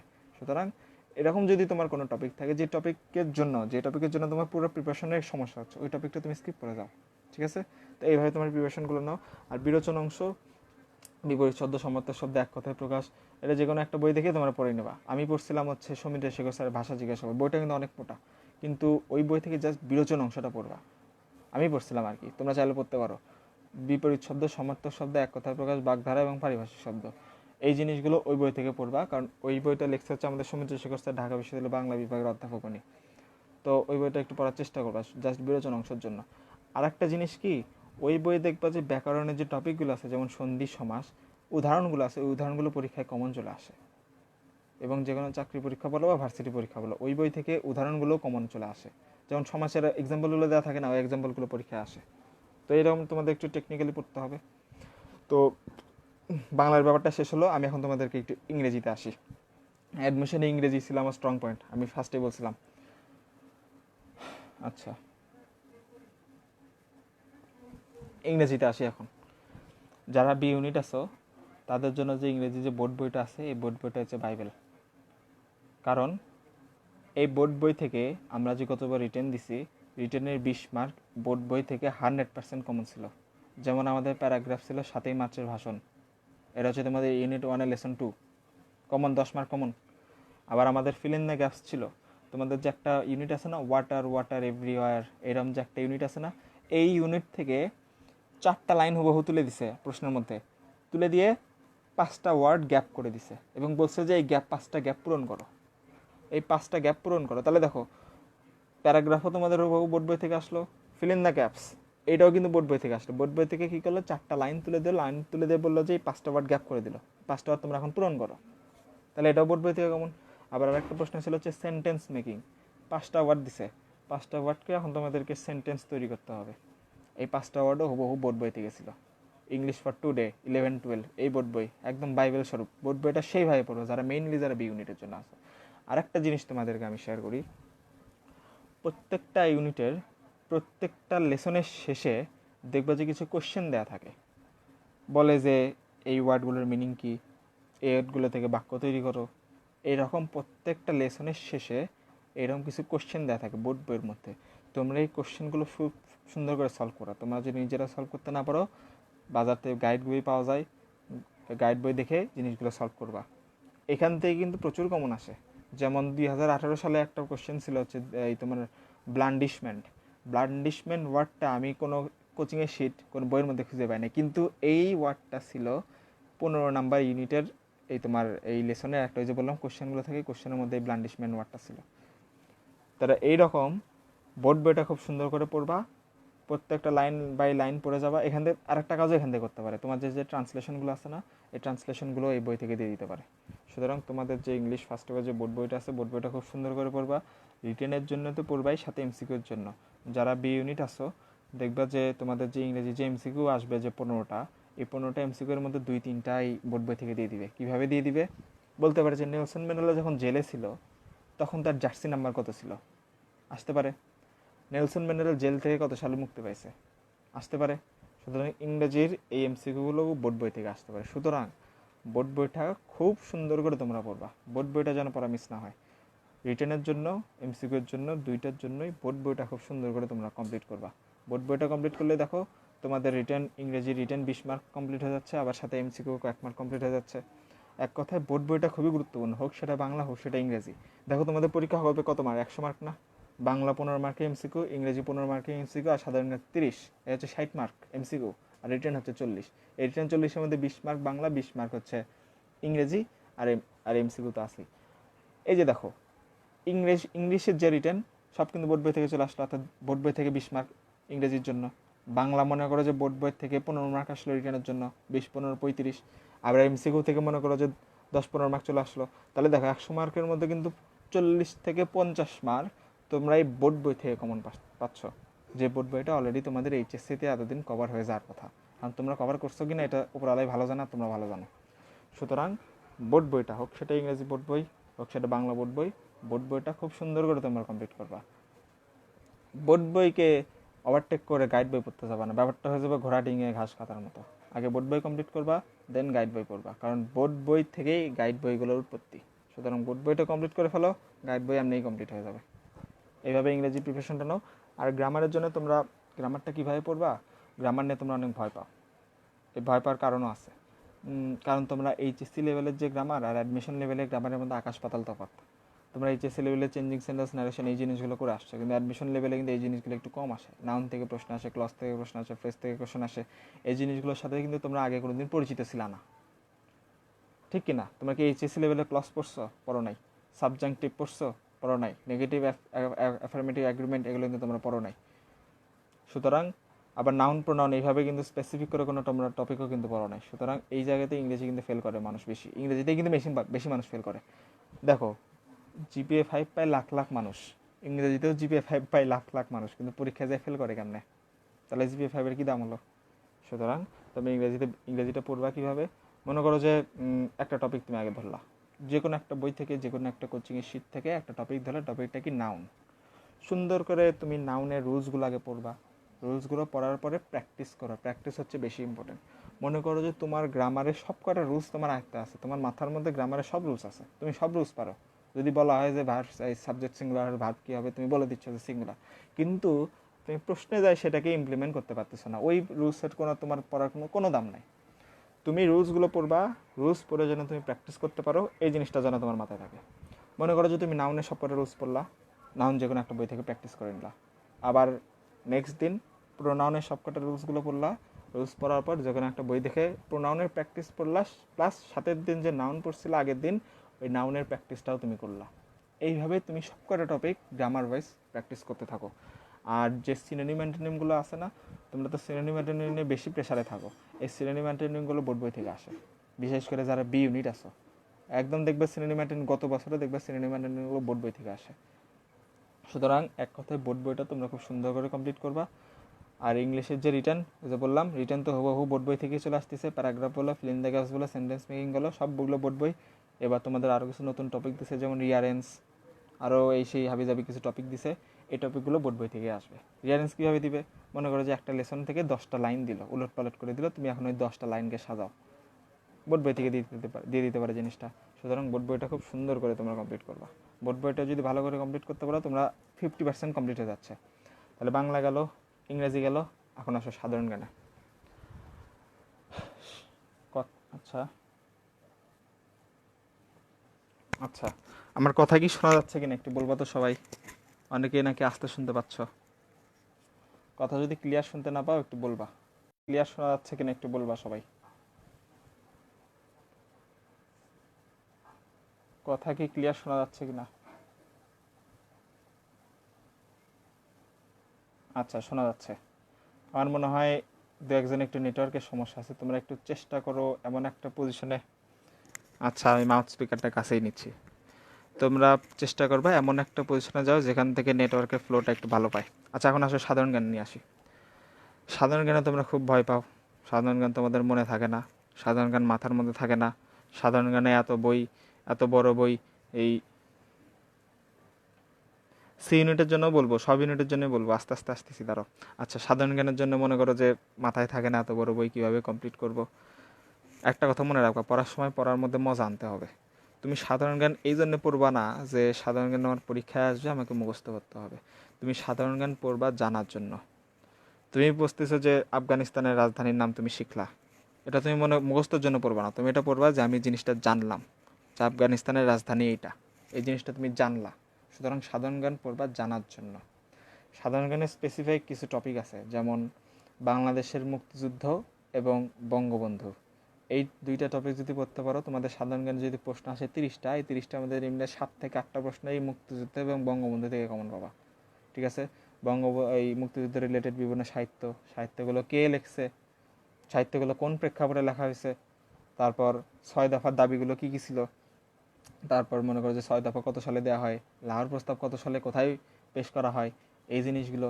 আবার এই বঙ্গবন্ধু নিয়ে রিলেটেড, যেমন বঙ্গবন্ধু রিলেটেড মনে করো যে যে বইগুলো আছে, ওই বইগুলো তোমরা একটু এই পড়বা, যে নয়াচীন, অসমাপ্ত আত্মজীবনী কে লিখছে, তারপর বঙ্গবন্ধু কতদিন জেলে ছিল, এই জিনিসগুলো অর্থাৎ বঙ্গবন্ধু রিলেটেড, মুক্তিযুদ্ধ রিলেটেড টপিকটা একদম তোমরা সাবা করে ফেলবা, ঠোঁটের আগে রাখবা। পারলে 2-3টা বই থেকে তোমরা বঙ্গবন্ধু এবং মুক্তিযুদ্ধ রিলেটেড বিষয়গুলো আয়ত্ত করার চেষ্টা করো, কারণ এই টপিকটা কমপ্লিট করবে সাধারণ জ্ঞানে ভালো কিছু হবে। আর যে রিসেন্ট যে টপিকগুলো আছে, ডি ইউনিট আর বি ইউনিট, এই 2 ইউনিটের সাধারণ জ্ঞানে কিন্তু একটু পার্থক্য আছে, আর পার্থক্যটা পরে আসতেছি।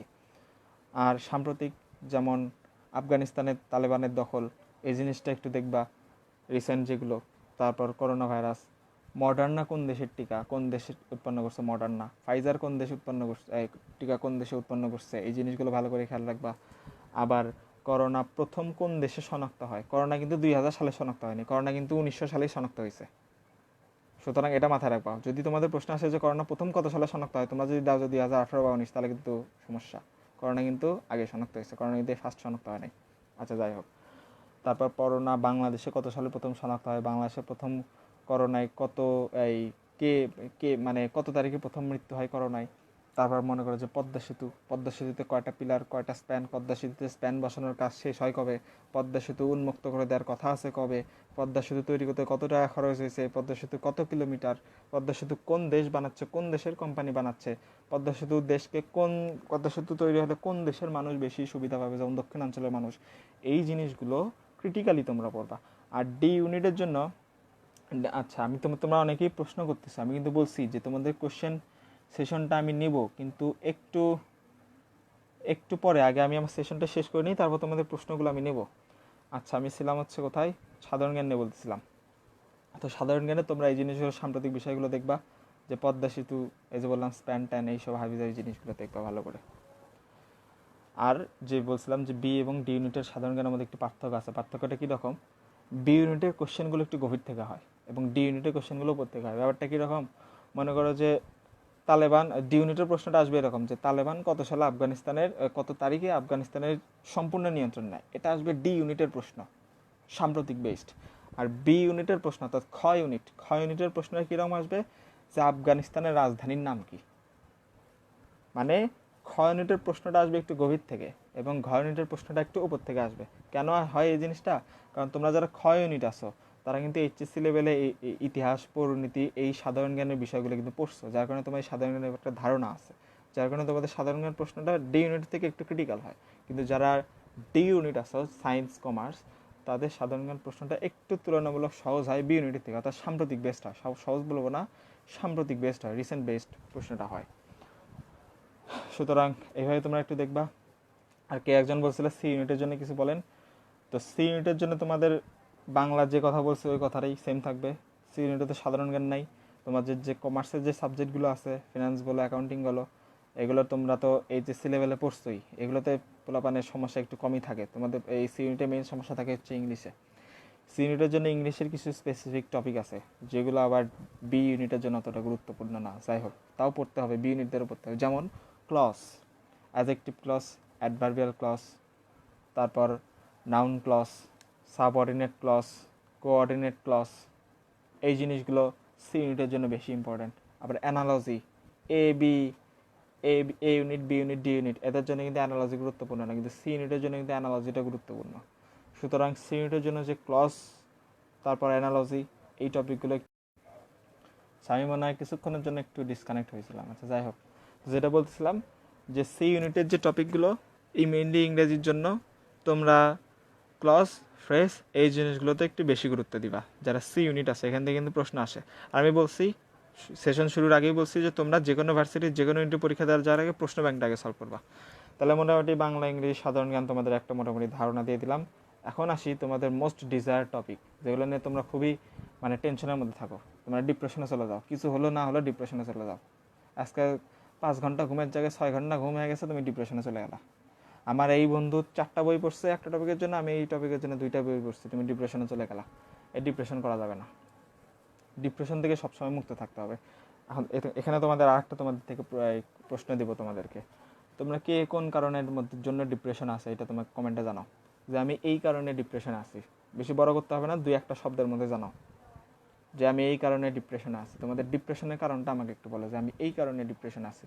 একাডেমিক কথাবার্তা শেষ, এখন আমি তোমাদেরকে বলবো যে তোমরা কীভাবে এই যে 1-1.5 মাস সময় আছে কীভাবে তোমরা প্রপার ইউটিলাইজ করবে এই সময়টাকে, কীভাবে এই সময়টা তোমরা একদম টেনশন মুক্তভাবে তোমরা পড়াশোনা করতে পারবা, কীভাবে তোমরা রুটিন ওয়াইজ চলতে পারবা, এই জিনিসগুলো তোমাদেরকে এখন আমি আলোচনা করবো। তোমরা এখন বলবা যে তোমরা কে কোন কারণে কী কারণে ডিপ্রেশনের মধ্যে আসো, এই কারণটা আমি একটু তোমাদের থেকে শুনতে চাই। দেখি বলো, কে কোন কারণে ডিপ্রেশনের মধ্যে আসো। রিটেন নিয়ে ডিপ্রেশনে আছে। আচ্ছা, রিটেন নিয়ে ডিপ্রেশনে থাকার কোনো কারণ নাই। তোমার যে এমসিকিউ এর প্রিপারেশন দিয়েই তোমার রিটেন হবে, এটা মনে রাখবা। শরীর হাত পা কাঁপে, আচ্ছা আর একজনের নাকি শরীর হাত পা সব কিছু কাঁপে, আচ্ছা এগুলো নিয়ে আসবো। আগে তোমাদের ডিপ্রেশনের কারণ, আচ্ছা শরীর হাত পা কাঁপে কিন্তু কী জন্য শরীর হাত পা কাটে এটা তো বললো না। রিটেন নিয়ে ডিপ্রেশন তো রিটেন বানানটাই তো ভুল করছো। ভোকাবুলারি বানানটা ভুল করছো। আমি ইন্টারনেটে প্রবেশ করলে আর বাইরে হতে পারি না, এটা তো গণ সমস্যা। কমন পড়বে কিনা এটা সে নিয়ে। ও আবার রবিউল ভাই বলছে স্যার পরীক্ষা না হওয়ার কারণে হতাশায় আছি। আচ্ছা, ইংলিশের টেক্সট বই নিয়ে হতাশা। আচ্ছা দেখি আরও কিছু ডিপ্রেশনের কারণ দেখি তোমাদের। সাধারণ জ্ঞানে মার্ক কম পাই এই জন্য ডিপ্রেশনে আছে, অ্যাডমিশনের চিন্তায় ডিপ্রেশনে আছে। আরও দেখি আরও কী কী কারণে তোমরা ডিপ্রেশন আছো। তোমাদের ডিপ্রেশনের কারণ শুনলে মানে তোমরা নিজেরাই জানো না যে তোমরা কী জন্য ডিপ্রেশন আছো। আচ্ছা, ভোকাবুলারি নিয়ে ডিপ্রেশন আছে, রিটেনের জন্য বেশি চিন্তা হয়। আচ্ছা, তাহলে তোমাদের মোটামুটি যে কয়েকটা তোমাদের সমস্যা দেখলাম, তোমরা রিটেন নিয়ে একটু বেশি চিন্তা ভাবনা করতেছো, আবার ভোকাবুলারি নিয়ে টেনশন করতেছো, এই বিষয় কারণে তোমরা আবার ইন্টারনেটে প্রবেশ করলে বাইরে হতে পারো না, এটা নিয়ে একটু বেশি টেনশন করতেছো। ভাই পড়লে কিছুদিন পর আর মনে থাকে না, আবার এইচএসসি পরীক্ষা নিয়ে দিবস, তুমি তো এইচএসসি সেকেন্ড ইয়ার, এবার বাংলা দ্বিতীয় পত্র কম বুঝি, এই 1000 একটা কারণে তোমরা ডিপ্রেশনে আসো। আচ্ছা যাই হোক, এই যে বললাম রিটেন, তোমরা এমসিকিউর জন্য ভালো করে প্রিপারেশন নাও, বোর্ড বইটা ভালো করে পড়ো, রিটেন তোমাদের কমপ্লিট হয়ে যাবে।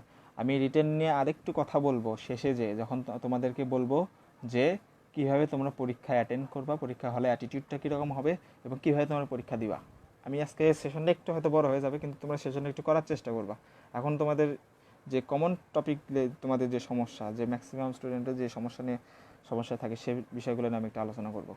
আচ্ছা, এই যে বললাম রিটেন, এমসিকিউ প্রিপারেশনটা খুব ভালো করে নাও, রিটেনটা এমনিই হয়ে যাবে। রিটেন কি আসবে, তোমরা সৃজনশীল প্রশ্ন লেখো নাই বাংলায় জীবনে, এইচএসসিতে তোমরা সৃজনশীল প্রশ্ন লেখো নাই, যদিও তোমরা অটো পাস পাইছো, কিন্তু সৃজনশীল প্রশ্ন ধারণা তো আছে, এসএসসিতে লিখছো, তো সৃজনশীল প্রশ্ন পারবা, বোর্ড বই থেকে আসবে, সুতরাং এটা নিয়ে টেনশন করার কোনো কারণ নেই। আমাদের সারাংশ সারমর্ম আসছিল, পারবা না এই সারাংশ সারমর্ম লিখতে, কী ব্যাপার, একদম লিখে ফেলে দেবা। ট্রান্সলেশন খুবই ইজি আসবে, এটা নিয়ে টেনশন করার কোনো কারণ নেই, এমনিই পারবে ট্রান্সলেশন। এখন আসে ইংরেজি, প্যারাগ্রাফ তোমাদের বোর্ড বই থেকে আসবে, শেষ। ফিল ইন দ্য গ্যাপস, এটাও বোর্ড বই থেকে আসবে, রিয়ারেন্স টিয়ারেন্স যদি আসে সব কিছু বোর্ড বই থেকে আসবে, সুতরাং রিটেন নিয়ে টেনশন করার কোনো কারণ নেই। এমসিকিউ যদি ভালো পারো রিটেন ভালো পারবা, এটা মাথায় রাখবা। এমসিকিউ যদি ভালো পারো রিটেন ভালো পারো। আর রিটেনের একটা জিনিস কি, তুমি মুখস্থ করে এমসিকিউ পার করতে পারবা, কিন্তু মুখস্থ করে কিন্তু তুমি রিটেন পার করতে পারবা না। রিটেন শুধু যারা মেধাবী স্টুডেন্ট, পরিশ্রমী স্টুডেন্ট, তাদের জন্যই রিটেন। এই রিটেন দিয়ে কিন্তু যোগ্যতার যোগ্যতাটা আরও বেশিভাবে ইভ্যালুয়েট হয় এই রিটেন দিয়ে, এটা কথা মাথায় রাখবা। কারণ তুমি এমসিকিউ তুমি পার করতে পারো কোনোভাবে, কিন্তু রিটেন তুমি যখন লিখতে যাবা তোমার মাথার মধ্যে কী আছে এটা তোমার বের হবে তুমি যখন রিটেন লিখতে যাবা। সুতরাং রিটেনে তোমরা যদি তোমার যদি নিজের উপর কনফিডেন্স থাকে যে হ্যাঁ আমি কনফিডেন্স আছি যে আমি যেটা আজ ভালো করে লিখতে পারবো, তাহলে তুমি রিটেনে ভালো করতে পারবা। আর রিটেনের একটা জিনিস ভালো করে খেয়াল রাখবা, আমরা যারা ফার্স্ট টাইম পরীক্ষা দিয়েছিলাম রিটেন, অনেকেই দেখা গেছে কি রিটেন 100% অ্যান্সার করে না, রিটেন 100% লেখে না, এই জায়গায় ধরা খায়। তোমরা রিটেন হোক জীবনে যে পরীক্ষাতেই যাও, পরীক্ষা হলে গিয়ে তোমরা আগে টাইম ম্যানেজমেন্টটা করে নিবা যে আমার রিটেনে 10টা কোশ্চেন আছে, আমার সময় আছে 40 মিনিট, আমি 10টা কোশ্চেনের জন্য 4 মিনিট করে সময় দিব। এইভাবে তোমরা সবার আগে টাইম ম্যানেজমেন্ট করে নেবা। তোমরা যদি টাইম ম্যানেজমেন্টটা করতে পারো তাহলে দেখবে সব অ্যান্সারগুলো তোমরা করতে পারো, কিন্তু তুমি যদি টাইম ম্যানেজমেন্ট করতে না পারো তাহলে তুমি অ্যান্সার করতে পারবা না। আচ্ছা, আরেকটা জিনিস মনে রাখবা যে ঢাকা ইউনিভার্সিটি কিন্তু কোনো জায়গা না, ঢাকা ইউনিভার্সিটি হচ্ছে এর স্টুডেন্ট। আজকে যে ঢাকা ইউনিভার্সিটি এত সুনামের পিছনে কারণ কি? সুনামের পেছনে কারণ এটা না যে ঢাকা ইউনিভার্সিটি 1921 সালে প্রতিষ্ঠিত হয়েছে, এটা কিন্তু সুনামের পিছনে কারণ না। ঢাকা ইউনিভার্সিটি আজকে এত সুনাম কারণ ঢাকা ইউনিভার্সিটির স্টুডেন্টরা মেধাবী, স্টুডেন্টরা ভালো কিছু করে। That means Dhaka university is it's student. Dhaka university কোনো প্লেস না, ঢাকা ইউনিভার্সিটি হচ্ছে এটা স্টুডেন্ট। যেহেতু ঢাকা ইউনিভার্সিটি স্টুডেন্টরা মেধাবী, এই স্টুডেন্টরাই ঢাকা ইউনিভার্সিটিকে এত সুনামের জায়গায় নিয়ে গেছে। সুতরাং তুমি এটা মনে করবে না যে তুমি নিজে ঢাকা বিশ্ববিদ্যালয়ের জন্য যোগ্য কিনা, মনে করবে যে ঢাকা বিশ্ববিদ্যালয় তোমার জন্য যোগ্য কিনা, এটা মনে রাখবা। আর একটা জিনিস, তোমরা শুধুমাত্র তোমাদের কাজগুলো করে যায় দায়িত্ব অনুসারে, তোমরা কখনোই টেনশন করবা না, অন্যদের সাথে কখনোই নিজেদের তুলনা করবে না যে আমার এই বন্ধু 5টা বই পড়ছে আমি তো 2টা বই পড়ছি, তাহলে তো আমার ওই বন্ধু ভালো কিছু করবে। আমার ওই বন্ধু ফোকাসে কোচিং করছে, আমি তো একটা লোকাল কোচিংয়ে কোচিং করছি, তাহলে তো কিছু ভালো করবে। এই কথা মনে রাখবা যে কোনো কোচিং তোমাদেরকে জীবনে চান্স পাইতে পারবে না। ফোকাসে মনে করো যে সাপোজ আমি একটা উদাহরণ দিচ্ছি, যেমন ফোকাস কোচিংয়ে বগুড়া ব্রাঞ্চে 1000 স্টুডেন্ট ভর্তি হয়েছে, তো ফোকাসের যদি ক্ষমতা থাকতো যে স্টুডেন্টদেরকে ভার্সিটির চান্স পাওয়াতে, তাহলে তো 1000ই চান্স পাইতো। পায় না, কেন পায় না? কারণ চান্স পেতে হয় স্টুডেন্টদের। ফোকাস যে ম্যাটেরিয়ালস দিবে, যে গাইডলাইন্স দিবে, সেই গাইডলাইন্স যদি একটা স্টুডেন্ট 100% ফলো করে তাহলে সে চান্স পাবে। এখন যে স্টুডেন্ট সেই ম্যাটেরিয়াল গাইডলাইনগুলো 100% ফলো করবে সে ভালো কিছু করবে, যে ফলো করবে না সে ভালো কিছু করতে পারবে না। ইজি হিসাব, ঠিক আছে? সুতরাং তোমরা কোচিং নিয়ে কখনোই হতাশ হবো না, যে কোচিংই করো কোচিংয়ের গাইডলাইন্সগুলো ভালো করে ফলো করবা, তাহলে ভালো কিছু হবে। শেষ মুহূর্তের সময় নিয়ে আমি আরও কিছু আসবো, আমার সেশনটা আরও কিছুক্ষণ কন্টিনিউ হবে। তাহলে তোমরা কখনোই অতীত নিয়ে ভাববা না, ফিউচার নিয়েও ভাববা না। চান্স পাবা কি না এটা টোটালি উপরওয়ালা জানে। তোমার দায়িত্ব কি? তোমার দায়িত্ব এখন পড়াশোনা করা, ফেসবুক করা তোমার দায়িত্ব না। পড়াশোনা করবা সুন্দর করে, চান্স পাবে কি না এটা উপরওয়ালা দেবে। একটা কথা মনে রাখবা, সৃষ্টিকর্তা যেটা করে ভালোর জন্য করে। তোমাদের ছোট্ট একটা আমি গল্প বলবো। রাজার মন্ত্রী যখন যায় শিকার করতে যায়, বনের মধ্যে শিকার করতে যায় রাজা মন্ত্রী একসাথে, ছোট্ট একটা গল্প বলতেছি। রাজা এবং মন্ত্রী বনে একসাথে শিকার করতে গেছে। তো এক পর্যায়ে এসে বনের একটা পশু রাজার একটা আঙ্গুল খেয়ে নিয়ে চলে গেছে, অর্থাৎ ছিঁড়ে নিয়ে চলে গেছে। এখন মন্ত্রী রাজাকে সান্ত্বনা দিচ্ছে, যেরকম আমি তোমাদেরকে সান্ত্বনা দিচ্ছি যে ওপরওয়ালা যা করে ভালোর জন্যই করে, আপনি এটা নিয়ে টেনশন করেন না, ওপরওয়ালা যেটা করছে ভালোর জন্য করছে। এখন এই কথা শুনে তো রাজা চরম পরিমাণে খেপে গেছে। এই তুই কি বললি, আমার একটা আঙ্গুল কেটে নিয়ে চলে গেল, তুই বলিস বেটা যে এই ওপরওয়ালা যা করছে ভালোর জন্য করছে, আমার আঙ্গুল কেটে নিয়ে গেছে, এটার মধ্যে ভালো কি আছে? এই কথা শুনে তো রাজার প্রচুর পরিমাণে রাগ হয়ে গেছে। রাজা করছে কি, মন্ত্রীরা জেলের মধ্যে ঢুকাই দিছে। পরের দিন রাজা একাই গেছে শিকার করতে। আচ্ছা, এখন শিকার করতে যায় রাজা হামলার শিকার হয়েছে। একদল বনদস্যু রাজাকে হামলা করছে। ওই বনদস্যুরা আবার কি করে, মানুষ খায়, মানুষ ভেজে ভেজে কেটে কেটে মানুষ খায়। এখন রাজা তখন দুশ্চিন্তায় পড়ছে, আমি তো কোনো গার্ডও নিয়ে আসিনি, আমার সাথে কোনো সেনাবাহিনীও নাই, এখন তো আমাকে মেরে কেটে খেয়ে নেবে। এই পর্যায়ে বনদস্যুদের মধ্যে থেকে একজন বলতেছে যে, লিডারকে বলতেছে যে লিডার, এই রাজার তো একটা নখ নাই, আর আমরা তো নিখুঁত মানুষ ছাড়া কিছু খাই না, অর্থাৎ কোনো মানুষের শরীরে যদি কোনো খুঁত থাকে তাহলে আমরা ওই মানুষকে খাবো না, অর্থাৎ আমরা একদম নিখুঁত মানুষকে খাবো। তাহলে রাজা কি হলো, ছাড়া পেয়ে গেল, কারণ ওই যে আগের দিন রাজার একটা নখ শিয়ালটা কেটে এই একটা পশু কেটে নিয়ে গেছিল। এখন রাজা রিয়ালাইজ করলো, হ্যাঁ ঠিকই তো বলছিল মন্ত্রী যে উপরওয়ালা যা করে ভালোর জন্যই করে। আমার নখটা যদি গতকাল যদি পশুটা যদি কেটে না নিয়ে যেত তাহলে তো আজকে ওই মানুষটা আমাকে ভেজে খাই নিত। এখন রাজার মনে আর একটা প্রশ্ন আসলো, আচ্ছা আমাকে না হয় আমাকে নখ আঙ্গুল কাটে নিয়ে গেছে, আমার শরীরে খুঁত আছে জন্য আমাকে তারা খেলো না, তাহলে মন্ত্রীকে যে আমি জেলের মধ্যে রাখলাম এই জেলের মধ্যে থাকার জন্য তার কি ভালো ছিল, এই প্রশ্নটা মন্ত্রীকে জিজ্ঞাসা। তখন মন্ত্রী বললো যে রাজামশাই, আপনি যদি আমাকে জেলের মধ্যে না ঢুকাইতেন তাহলে তো আমি আজকে আপনার সাথে শিকারে যাইতাম, আর আমার শরীরে তো কোনো খুঁত নাই, তাহলে তো তারা আমাকে খাই নিত। তাহলে একটা জিনিস তোমরা এখানে চিন্তা করো, ওপরওয়ালা যা করবে ভালোর জন্য করবে। ঢাকা ইউনিভার্সিটি যদি তোমার যোগ্য হয়, আমি কিন্তু বলতেছি, আবার বলতেছি, ঢাকা ইউনিভার্সিটি যদি তোমার যোগ্য হয় তাহলে তুমি ঢাকা ইউনিভার্সিটিতে চান্স পাবা, ঢাকা ইউনিভার্সিটি তোমাকে স্টুডেন্ট হিসাবে পাবে। আর যদি ঢাকা ইউনিভার্সিটি তোমার যোগ্য না হয় তাহলে ঢাকা ইউনিভার্সিটি তোমাকে স্টুডেন্ট হিসেবে পাবো না। সুতরাং উপরওয়ালা যেটা করবে ভালোর জন্য করবে। তোমাদের যে কাজটা হচ্ছে কি, তোমরা নিজেদের পজিশনটা তোমরা দেখার চেষ্টা করো। তুমি অতীত নিয়ে ভাববা না। একটা জিনিস ভালো করে মাথায় রাখবা সবসময়, তুমি কিন্তু অতীতকে তুমি কন্ট্রোল করতে পারবা না, তুমি কিন্তু ফিউচারকে কন্ট্রোল করতে পারো না। তুমি এখন আমার সাথে লাইভ সেশনে আসো, তুমি কিন্তু জানো না যে 1 ঘন্টা পর তুমি কী করবা, এটা কিন্তু তুমি জানো না। 1 ঘন্টা পর তুমি তুমি বই পড়বে 1 ঘন্টা পর, কিন্তু বইয়ের কোন পৃষ্ঠা পড়বে এটা কিন্তু তুমি জানো না 1 ঘন্টা পর। তুমি অতীতকে কন্ট্রোল করতে পারবা না, ভবিষ্যৎকেও কন্ট্রোল করতে পারবে, তুমি কন্ট্রোল করতে পারবা বর্তমান সময়কে। NOW, নাও, এই যে একটা ওয়ার্ড এখন, এই এখন সময়টাকে তুমি জাস্ট কন্ট্রোল করতে পারবা। তাহলে তোমার যেইটার উপর তোমার কন্ট্রোল আছে তুমি শুধু সেইটার উপর তুমি কন্ট্রোলগিরি দেখাও। তুমি কিন্তু চাইলেই যে তুমি অতীতে 5 মাস সময় নষ্ট করছো, ওই 5 মাস সময় কিন্তু তুমি কোনোভাবেই এখন চাইলে রিকভার করতে পারবা না। ওই 5 মাস সময় কিন্তু গেছে, অর্থাৎ অতীত কিন্তু গেছে, তুমি অতীতকে কিন্তু কন্ট্রোল করতে পারবা না। আবার ভবিষ্যতে কী হবে, তুমি চান্স পাবা কি পাবা না এটা ঠিক করবে উপরওয়ালা। সুতরাং ওটাও কিন্তু তুমি কন্ট্রোল করতে পারবে না। তোমার হাতে কি আছে, তুমি কি কন্ট্রোল করতে পারতেছো না, বর্তমান সময়কে তুমি কন্ট্রোল করতে পারতেছো। সুতরাং বর্তমান সময়টাকে তুমি বেশি করে কাজে লাগাও। বর্তমান সময়ে তোমার যেটা দায়িত্ব তুমি সেটা ভালো করে পালন করো। তোমার ভালো করে এখন তোমার দায়িত্ব হচ্ছে পড়াশোনা করে, তুমি পড়াশোনা করো, তাহলে দেখবা ভালো কিছু হবে। অতীত কন্ট্রোল করতে পারো না, ভবিষ্যতে কন্ট্রোল করতে পারো না, কন্ট্রোল করতে পারো বর্তমান সময়। সুতরাং বর্তমান সময়কে কন্ট্রোল করো, কাহিনী শেষ। এখনও তোমার ডিপ্রেশনে কখনোই থাকবে না, ডিপ্রেশন থেকে সবসময় মুক্ত থাকার চেষ্টা করবা। আর কখনোই কারোর সাথে প্রতিযোগিতায় নামবা না, নিজের সাথে নিজের প্রতিযোগিতা চলবে। আচ্ছা, এখন আসে হচ্ছে তোমরা কিভাবে এই যে লাস্ট যে সময়টা, এই সময়টাকে তোমরা কিভাবে ইউটিলাইজ করবা। ইউটিলাইজ করার সময়টা তুমি এখন বলি যে কীভাবে। আমি একটা জিনিস সবসময় বলি, সেটা হচ্ছে রুটিন অনুযায়ী চলা। তোমরা সবসময় রুটিন অনুযায়ী চলার চেষ্টা করবা। রুটিন অনুযায়ী চলবা। কীভাবে রুটিন অনুযায়ী চলবা, তোমরা কখনোই, ম্যাক্সিমাম তোমরা কি ভুলটা করো জানো, তোমরা রুটিন করো কি আজকে বসে 1 মাস পরে রুটিন তোমরা করে থাকো। এটা কিন্তু করা একদম ইম্পসিবল কাজ। আজকে 2 তারিখ, আজকে 2 তারিখ রাতে বসে তুমি 3 তারিখের রুটিন করবা যে আমি 3 তারিখে সারাদিন কি পড়াশোনা করব। আবার 3 তারিখ রাতে বসে তুমি 4 তারিখের রুটিন করবা যে আমি 4 তারিখে কি পড়াশোনা করব। আবার 4 তারিখ রাতে বসে তুমি 5 তারিখের রুটিন করবো যে আমি 5 তারিখে কি পড়াশোনা করব। এইভাবে রুটিন চলবা। তুমি যদি আর পড়ার সময় একটা জিনিস মাথায় রাখতে হবে কি, তুমি পড়ার সময় যেন তোমার মাথার মধ্যে কোনো টেনশন না থাকে। তোমাকে একদম টেনশন মুক্ত হয়ে পড়াশোনা করতে হবে। এই টেনশন মুক্ত হয়ে তুমি কীভাবে পড়াশোনা করতে পারবে, যখন তোমার একটা রুটিনে যখন তুমি থাকবা। কীভাবে জিনিসটা রুটিনের মধ্যে থাকবা, তুমি মনে করো যে এখন ভাবতেছো আমার পরীক্ষা তো আর 1 মাস আছে, আমি এখন এই 1 মাসের মধ্যে কীভাবে আমার ফুল সিলেবাসটা শেষ করব। এই যে তোমার মাথার মধ্যে টেনশন ঢুকে গেল, এই টেনশন ঢুকে যাওয়ার জন্য কিন্তু তুমি আর ভালো করে পড়াশোনা করতে পারবে না।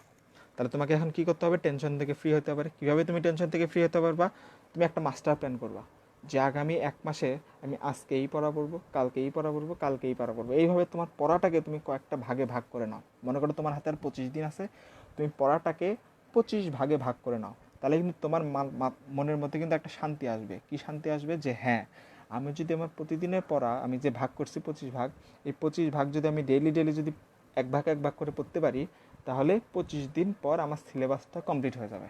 তোমার মাথার মধ্যে কিন্তু আর এই টেনশনটা থাকতেছে না যে আদৌ কি 25 দিন পর কি আমি সিলেবাসটা কমপ্লিট করতে পারবো কি না।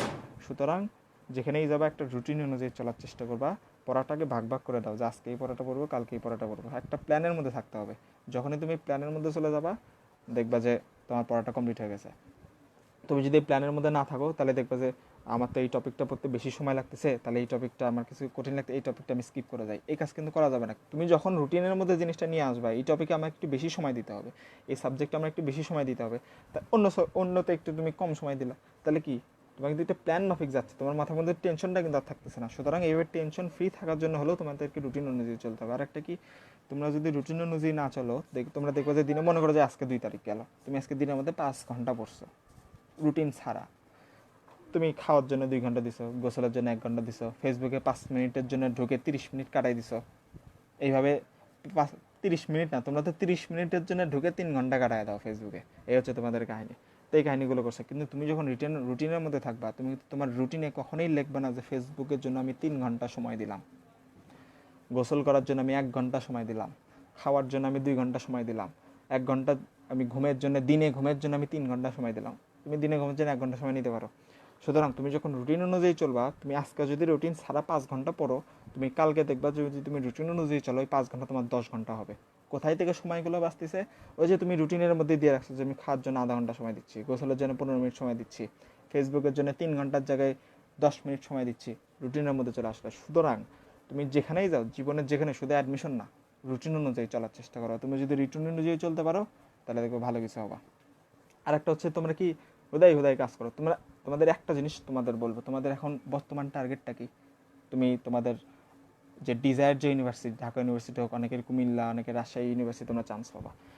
তুমি এই কয় মাস যে পরীক্ষার বাকি আছে, একটা চিন্তা মাথায় রাখবা যে আমি এখন যে কাজটা করতেছি, ওই কাজটা কি আমাকে কি আমার লক্ষ্যের দিকে নিয়ে যাচ্ছে, নাকি লক্ষ্যের থেকে পিছায় নিয়ে আসতেছে। তুমি মনে করো যে তুমি এখন এই যে ফেসবুকে লাইভে একটা সেশন করতেছো, তুমি এখন নিজেকে প্রশ্ন করো যে আমার এই লাইভ সেশনটা কি আমাকে ঢাকা ইউনিভার্সিটি বা আমার ডিজায়ার ইউনিভার্সিটি কিন্তু চান্স পাওয়ার দিকে অগ্রসর করতেছে নাকি পিছায় নিয়ে যাচ্ছে। যদি তুমি মনে করো যে হ্যাঁ এই লাইভ সেশনটা আমাকে ঢাকা ইউনিভার্সিটির দিকে অগ্রসর করতেছে, তাহলে তুমি লাইভ সেশনে থাকো। আর যদি তোমার কাছে মনে হয় যে এটা জাস্ট টাইম ওয়েস্ট, তাহলে লিভ নিয়ে নাও। ঠিক এই রকম প্রত্যেকটা কাজ, তুমি এখন মনে করো যে বিকালে 1 ঘন্টা করে বাইরে হাঁটতে বের হয়েছো, হাঁটতে বের হয়ে যাওয়ার আগে তুমি ভাববা, এটা কিন্তু খুবই কার্যকরী একটা জিনিস, প্রত্যেকটা কাজ করার আগে ভাববা যে এই কাজটা কি আমাকে আমার লক্ষ্যের দিকে এগিয়ে নিয়ে যাচ্ছে নাকি লক্ষ্য থেকে পিছায় দিচ্ছে। এই কাজটা ভেবে কাজ করবা, তোমাদের আর অযথা সময় অপচয় হবে না। ঠিক আছে, এই জিনিসটা মাথায় রাখবা। আচ্ছা, এখন আসি হচ্ছে তোমাদের অনেক সময় হয়ে গেছে, মোটামুটি 1 ঘন্টার মতো হয়েছে। এখন তোমাদের আজ কয়েকটা বিষয় আলোচনা করবো, সেটা হচ্ছে পরীক্ষার হলে তোমাদের অ্যাটিটিউডটা কীরকম হয়, পরীক্ষার হলে এনভায়রনমেন্টকে তোমরা কীভাবে কন্ট্রোল করবা। একটা জিনিস খেয়াল করবা, তোমার যদি 10 জন বন্ধু থাকে, 10 জন বন্ধুই ঢাকা বিশ্ববিদ্যালয়ে পরীক্ষা দিবে, তুমি নিজেকে প্রশ্ন করো তোমার 10 জন বন্ধুর মধ্যে 10 জনও কি ভালো করে প্রিপারেশন নিছে, একদম সিরিয়াসলি প্রিপারেশন নিছে? নেয় কিন্তু নি, সবাই কিন্তু ভালো করে প্রিপারেশন নেয়নি। 10 জনের মধ্যে খুব হলে 3 থেকে 4 জন সিরিয়াসলি প্রিপারেশন নিছে, আর বাকি 5-6 জন এমনি জাস্ট রূপ দেখাইতে পরীক্ষা দিতে যাবে। সুতরাং তোমরা যখন পরীক্ষা হলে যায় দেখবা যে আমার আশেপাশে তো লাখ লাখ মানুষ, হাজার হাজার স্টুডেন্ট, এদের মধ্যে থেকে আমি চান্স পাবো কেমনে। সুতরাং তখন মাথার মধ্যে রাখবা যে এদের মধ্যে তো অনেকেরই প্রিপারেশনই নাই। আমি যেটা করছিলাম, আমার আশেপাশে যারা ছিল, আমি বলছি এরা তো গরু গাধা, আমি প্রিপারেশন সাথে আমার একারই আছে, এরা তো মিশেই জাস্ট পরীক্ষা দিতে আসছে। এই মন মানসিকতা তোমার মাথার মধ্যে রাখবা। কখনোই প্রতিযোগীদের দেখে ভয় পাওয়া যাবে না। মনে করো তুমি একাই 100, তুমি পরীক্ষার হলে একাই বস। আর একটা জিনিস কি, পরীক্ষার হলে তোমার প্রিপারেশন যতই ভালো হোক, তুমি যদি পরীক্ষার হলকে যদি কন্ট্রোল করতে না পারো, তোমার পরীক্ষা কিন্তু খারাপ হয়ে যাবে। সুতরাং পরীক্ষার হলকে তোমাকে কন্ট্রোল করতে হবে। পরীক্ষার হলকে তুমি কীভাবে কন্ট্রোল করবা? তোমার মাথার মধ্যে কোনো প্রকার টেনশন থাকা যাবে না, একদম টেনশন ফ্রিভাবে থাকবা। কীভাবে টেনশন ফ্রিভাবে থাকবা? পরীক্ষার হলে যা মেডিটেশন করার চেষ্টা করবা। কীভাবে মেডিটেশন করবা? জোরে করে একটা নিঃশ্বাস নেবা, নিঃশ্বাস নিয়ে ধরে রাখবা, ধরে করে আস্তে আস্তে ছাড়বা। দেখবা এটা আর মাথার মধ্যে কোনো চিন্তা রাখবা না সেই সময়। দেখবা যে তোমার মাথার মধ্যে আর কোনো টেনশনই থাকবে না। এইভাবে আমি করতাম কি, মনে করো যে 10টার থেকে পরীক্ষা, আমি আমার এক্সপিরিয়েন্সটা শেয়ার করতেছি। 10টার থেকে পরীক্ষা, 9:30টার দিকে আমি আমার সিটে যায় বসছি, যে সিটে আমি বসে পরীক্ষা দিব, ওই সিটে যায় বসছি, সুন্দর করে বসে আছি। আগে গেছিলাম, মনে করো যে ফ্রেশ হয়ে আসছি, বাথরুম থেকে যাই হাত মুখ দিয়ে আসছি, উঠে যে বসছি, বসে আশেপাশে যারা থাকবে একটা কথা কারোর সাথে বলবো না। সে যদি তোমাকে প্রশ্ন করে যে তুমি কোন জেলা থেকে আসছো, জাস্ট তার প্রশ্ন উত্তর দেবে যে হ্যাঁ আমি বগুড়া জেলা থেকে আসছি, ঢাকা জেলা থেকে আসছি। তাকে তুমি উল্টা প্রশ্ন করবে না যে তুমি কোন জেলা থেকে আসছো। কারণটা কি, আজাইরা পেশাল পারবে। কীরকম আজাইরা পেশাল? আমি ফোকাসে পড়ছি, আমি তো সাধারণ জ্ঞানের জন্য 2টা বই পড়ছি, আমি তো সাধারণ জ্ঞানের 4টা বই পড়ছি, আমি তো এই স্যারের কাছে পড়ছি, আমি তো ওই স্যারের কাছে পড়ছি। এই কথাগুলো শুনলে তুমি ডিপ্রেশনের মধ্যে চলে যাওয়া। সুতরাং কারোর সাথে কথা বলার দরকার নেই। যদি কথা বলার দরকার হয়, পরীক্ষাটা শেষ হোক, পরীক্ষা শেষ হলে তাদের সাথে যায় কথা বলো, কোনো সমস্যা নেই। কিন্তু পরীক্ষার আগে কোনোভাবে অন্য কারোর সাথে কথা বলবো না। জাস্ট পরীক্ষার আগের সময়টা তুমি নিজেকে দাও, একদম টেনশন ফ্রিভাবে, মাথাটা একদম টেনশন ফ্রি রাখবা। জোরে করে নিঃশ্বাস নেবা, আস্তে আস্তে ছাড়বা, এবং কোনো প্রকার চিন্তা আনবা না মাথার মধ্যে। সুন্দর করে পরীক্ষার কোশ্চেন তোমাকে দিবে, কোশ্চেনে অ্যান্সার করবা, এভাবে তোমরা যাবা। এখন আসি হচ্ছে তোমরা এমসিকিউগুলো অ্যান্সার করবা কীভাবে পরীক্ষায়। এমসিকিউ অ্যান্সার করার একটা সিস্টেম আছে। কি সিস্টেম? একটু ওয়েট করো। আচ্ছা, তোমরা এমসিকিউ কয়েকবার ঘুরবা। মনে করো যে তোমার এমসিকিউ আছে 60টা, তুমি প্রথমে 1 থেকে 60 পর্যন্ত সাবজেক্ট হয়ে যাও। প্রথমে বাংলা গেলা, সাধারণ জ্ঞান গেলা, ইংরেজি গেলা, প্রথমে 1 থেকে 60 পর্যন্ত একবার দেখলা, মনে করো যে এই 60টার মধ্যে 20টা আমার 100% শিওর। প্রথমবার তুমি যখন কোশ্চেনের উপর দিয়ে ঘুরবা, তুমি একটা প্রশ্নও আনশিওর দাগাবা না, একদম যেগুলো 100% শিওর শুধু সেগুলোই তুমি দাগাও। প্রথমবার 1 থেকে 60 পর্যন্ত এইভাবে তুমি দাগাইতে দাগাইতে গেলা, একদম যেগুলো 100% শিওর। নেক্সট টাইম তুমি আবার ঘুরো, আবার 1 থেকে শুরু করে 60 পর্যন্ত যাও।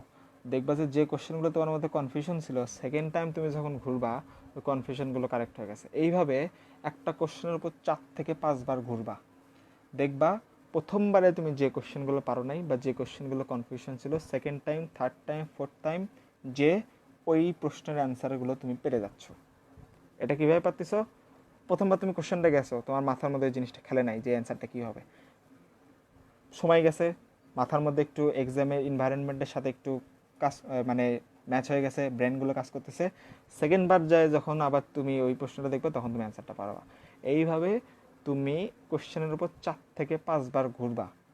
প্রথমবার ঘুরে যদি 20টা পারো, সেকেন্ড বার ঘুরে পারবা 30টা, তারপরের বার ঘুরে পারবা 35টা, তারপরের বার ঘুরে পারবা 40টা। এটা 100% কার্যকরী পদ্ধতি, তোমরা এটা মিলাই নিয়ে দেখবা। আর একটা হচ্ছে রিটেন। তোমরা একটা জিনিস খেয়াল রাখবে, রিটেন যেন একটা প্রশ্ন তোমার ছেড়ে আসবে না। রিটেনে যা আসবে 100% তোমাকে অ্যান্সার করতে হবে। গতবার কী হয়েছে, স্টুডেন্টরা কী করছে, এমসিকিউতে খুব ভালো করছে কিন্তু রিটেনে 100% অ্যান্সার করে নাই, যার কারণে তারা চান্স পায়নি। আমার অনেক বন্ধু আছে এরকম, এমসিকিউ আমার চেয়ে বেশি নাম্বার পাইছে এমসিকিউতে, কিন্তু রিটেনে কম খারাপ পাইছে, কারণ সে রিটেন সব কিছু অ্যান্সারই করে নাই, তো ফুল মার্ক কেমনে পাবে? ফুল মার্ক তো পাইতে হচ্ছে না। তোমার টার্গেট হচ্ছে 100% অ্যান্সার করবে। 100% অ্যান্সার তুমি কীভাবে করবা? আমি এটা আমার দেখা ম্যাক্সিমাম স্টুডেন্টের ক্ষেত্রে আমি দেখছি যে তারা কি করে, ওদাই লেখা শুরু করে দেয়, না আছে কোনো টাইম ম্যানেজমেন্ট, না আছে কোনো লেখার মধ্যে কোনো প্ল্যান, ওদাই জাস্ট যায়, প্রশ্ন পায়, রিটেন লেখা শুরু করে। প্রথম প্রশ্ন, পরীক্ষার সময় হচ্ছে 40 মিনিট, প্রথম প্রশ্ন লিখতেই 15 মিনিট লাগায় দেয়, দ্বিতীয় প্রশ্ন লিখতে 10 মিনিট লাগায় দেয়, চলে গেল 25 মিনিট, আর আছে 15 মিনিট। 15 মিনিটে ওর এখন 4টা প্রশ্ন লিখতে হবে, তো তুমি প্রথম প্রশ্ন লিখতে সময় দিছো 15 মিনিট, আর তুমি লাস্ট 4টা প্রশ্ন যদি তুমি 15 মিনিটে লেখো, তাহলে কি তোমার লেখার কোয়ালিটি ওইরকম হবে? জীবনেও হবে না। তোমার যদি সময় থাকে 40 মিনিট, তোমার যদি লিখতে হয় 4টা প্রশ্ন, ওই 4টা প্রশ্নকে তুমি ভাগ করো, যে প্রত্যেকটা পরীক্ষা শুরুর আগে এই কাজটা করবা, যে 4টা প্রশ্নের জন্য প্রত্যেকটা কোশ্চেনের জন্য 10 মিনিট দেবো, এই 10 মিনিটের মধ্যেই তুমি লেখা কমপ্লিট করবা। যে কোয়ালিটি যেমনই হোক, এই 10 মিনিটের মধ্যেই তুমি লিখবা। কখনোই 10 মিনিট যেন 11 মিনিট না হয়। যেই মুহূর্তে 10 মিনিট 11 মিনিট হবে, তোমার কি যে প্রশ্ন তুমি 11 মিনিটে লিখছো সেটার কোয়ালিটি ভালো হলো, কিন্তু যে প্রশ্ন তুমি 9 মিনিটে লিখবে, 1 মিনিট তো শর্ট হয়ে গেলো, সেটার কোয়ালিটি কি খারাপ হয়ে যাচ্ছে না? সুতরাং চেষ্টা করতে হবে প্রত্যেকটা কোশ্চেনের কোয়ালিটি যেন ভালো হয়। এই কোয়ালিটিটা কখন ভালো হবে? যখন তুমি টাইম অনুযায়ী কোশ্চেনগুলো লিখবা। আর একটা জিনিস, রিটেন কিন্তু শুধু রিটেন তো লিখবে সবাই, যার প্রিপারেশন আছে সেও বিড়ালের ওপর সুন্দর করে কথাগুলো লিখতে পারবে, যার প্রিপারেশন নাই সেও বিড়াল বিভীষণের প্রতি মেঘনাথের ওপর সুন্দর করে কি বলে লিখতে পারবে। কিন্তু এখানে ম্যাটারটা হচ্ছে কোয়ালিটি। কোয়ালিটি কার ভালো, সে ভালো কিছু পড়বে। রিটেন সবাই লিখতে পারবে, কিন্তু ম্যাটারটা হচ্ছে কোয়ালিটি। যার লেখার কোয়ালিটি ভালো, সে ভালো মার্ক পাবে। মনে করো যে এমসিকিউতে পাস করাবে 15,000, 15,000-এর মধ্যে চান্স পাবে 2,000, তাহলে কাটবে কত? 13,000 কাটবে না? 13,000-ই তো রিটেন লিখছে, 13,000-ই তো রিটেন লিখছে, এখন 13,000-ই তো 100% অ্যান্সারই করতে, কিন্তু তোমাকে কেন নিবে? 13,000-এর মধ্যে থেকে 2,000 যে নিবে, তোমাকে কেন নিবে? তোমাকে নিবে এই জন্যই যে তোমার লেখার কোয়ালিটি ভালো। শুধু রিটেন লিখলেই হবে না, লেখার কোয়ালিটিটা ভালো হতে হবে। আজাইরা পারে কথা লেখা যাবে না, তোমার প্রশ্ন ছোট হোক। তুমি এটা বোর্ড এক্সাম পাও নাই যে স্যারেরা তুমি খাতার মধ্যে গান লিখে রাখবা, স্যারেরা কিছু পড়বে না, এটা কিন্তু বোর্ড এক্সাম না। এই জন্যই কিন্তু বোর্ড এক্সামে বোর্ড স্ট্যান্ড করা প্লেয়াররা অ্যাডমিশনে যায় ফেল করে। রাজশাহী বোর্ডে দ্বিতীয় হয়েছে, সেকেন্ড হয়েছে, এসএসসিতে রাজশাহী বোর্ডে প্লেস করছে, সে অ্যাডমিশনে যায় ফেল করে। সুতরাং বোর্ডের সাথে অ্যাডমিশনের তুলনা করাই যাবে না। বোর্ড পরীক্ষায় তুমি লিখছো, তোমার কী ছিল? কোয়ান্টিটি, যে লেখা যত বড় হবে তত নাম্বার বেশি আসবে। এটা কিন্তু অ্যাডমিশনে হবে না। অ্যাডমিশনে হবে তোমার কোয়ালিটি। তোমার কোয়ালিটি যেরকম, নাম্বার সেরকম। তুমি আজাইরা বারা কথা লিখবা, স্যার ওখানেই তোমার নাম্বার কাটবে। সুতরাং রিটেন যে লিখবা, রিটেনটা যেন কোয়ালিটি সম্পন্ন লেখা হয়। রিটেন যেন কখনোই হাবিজাবিতে ভর্তি করবে না, যেটা লিখবে সেটা স্ট্যান্ডার্ড কথা, একদম চটঝরা একটা অ্যান্সার দিবা। এইভাবে তোমার রিটেনটা শেষ করবা। তো এই ছিল আজকে মোটামুটি তোমাদের সেশন। জানি না তোমাদের সেশনটা কেমন লাগছে।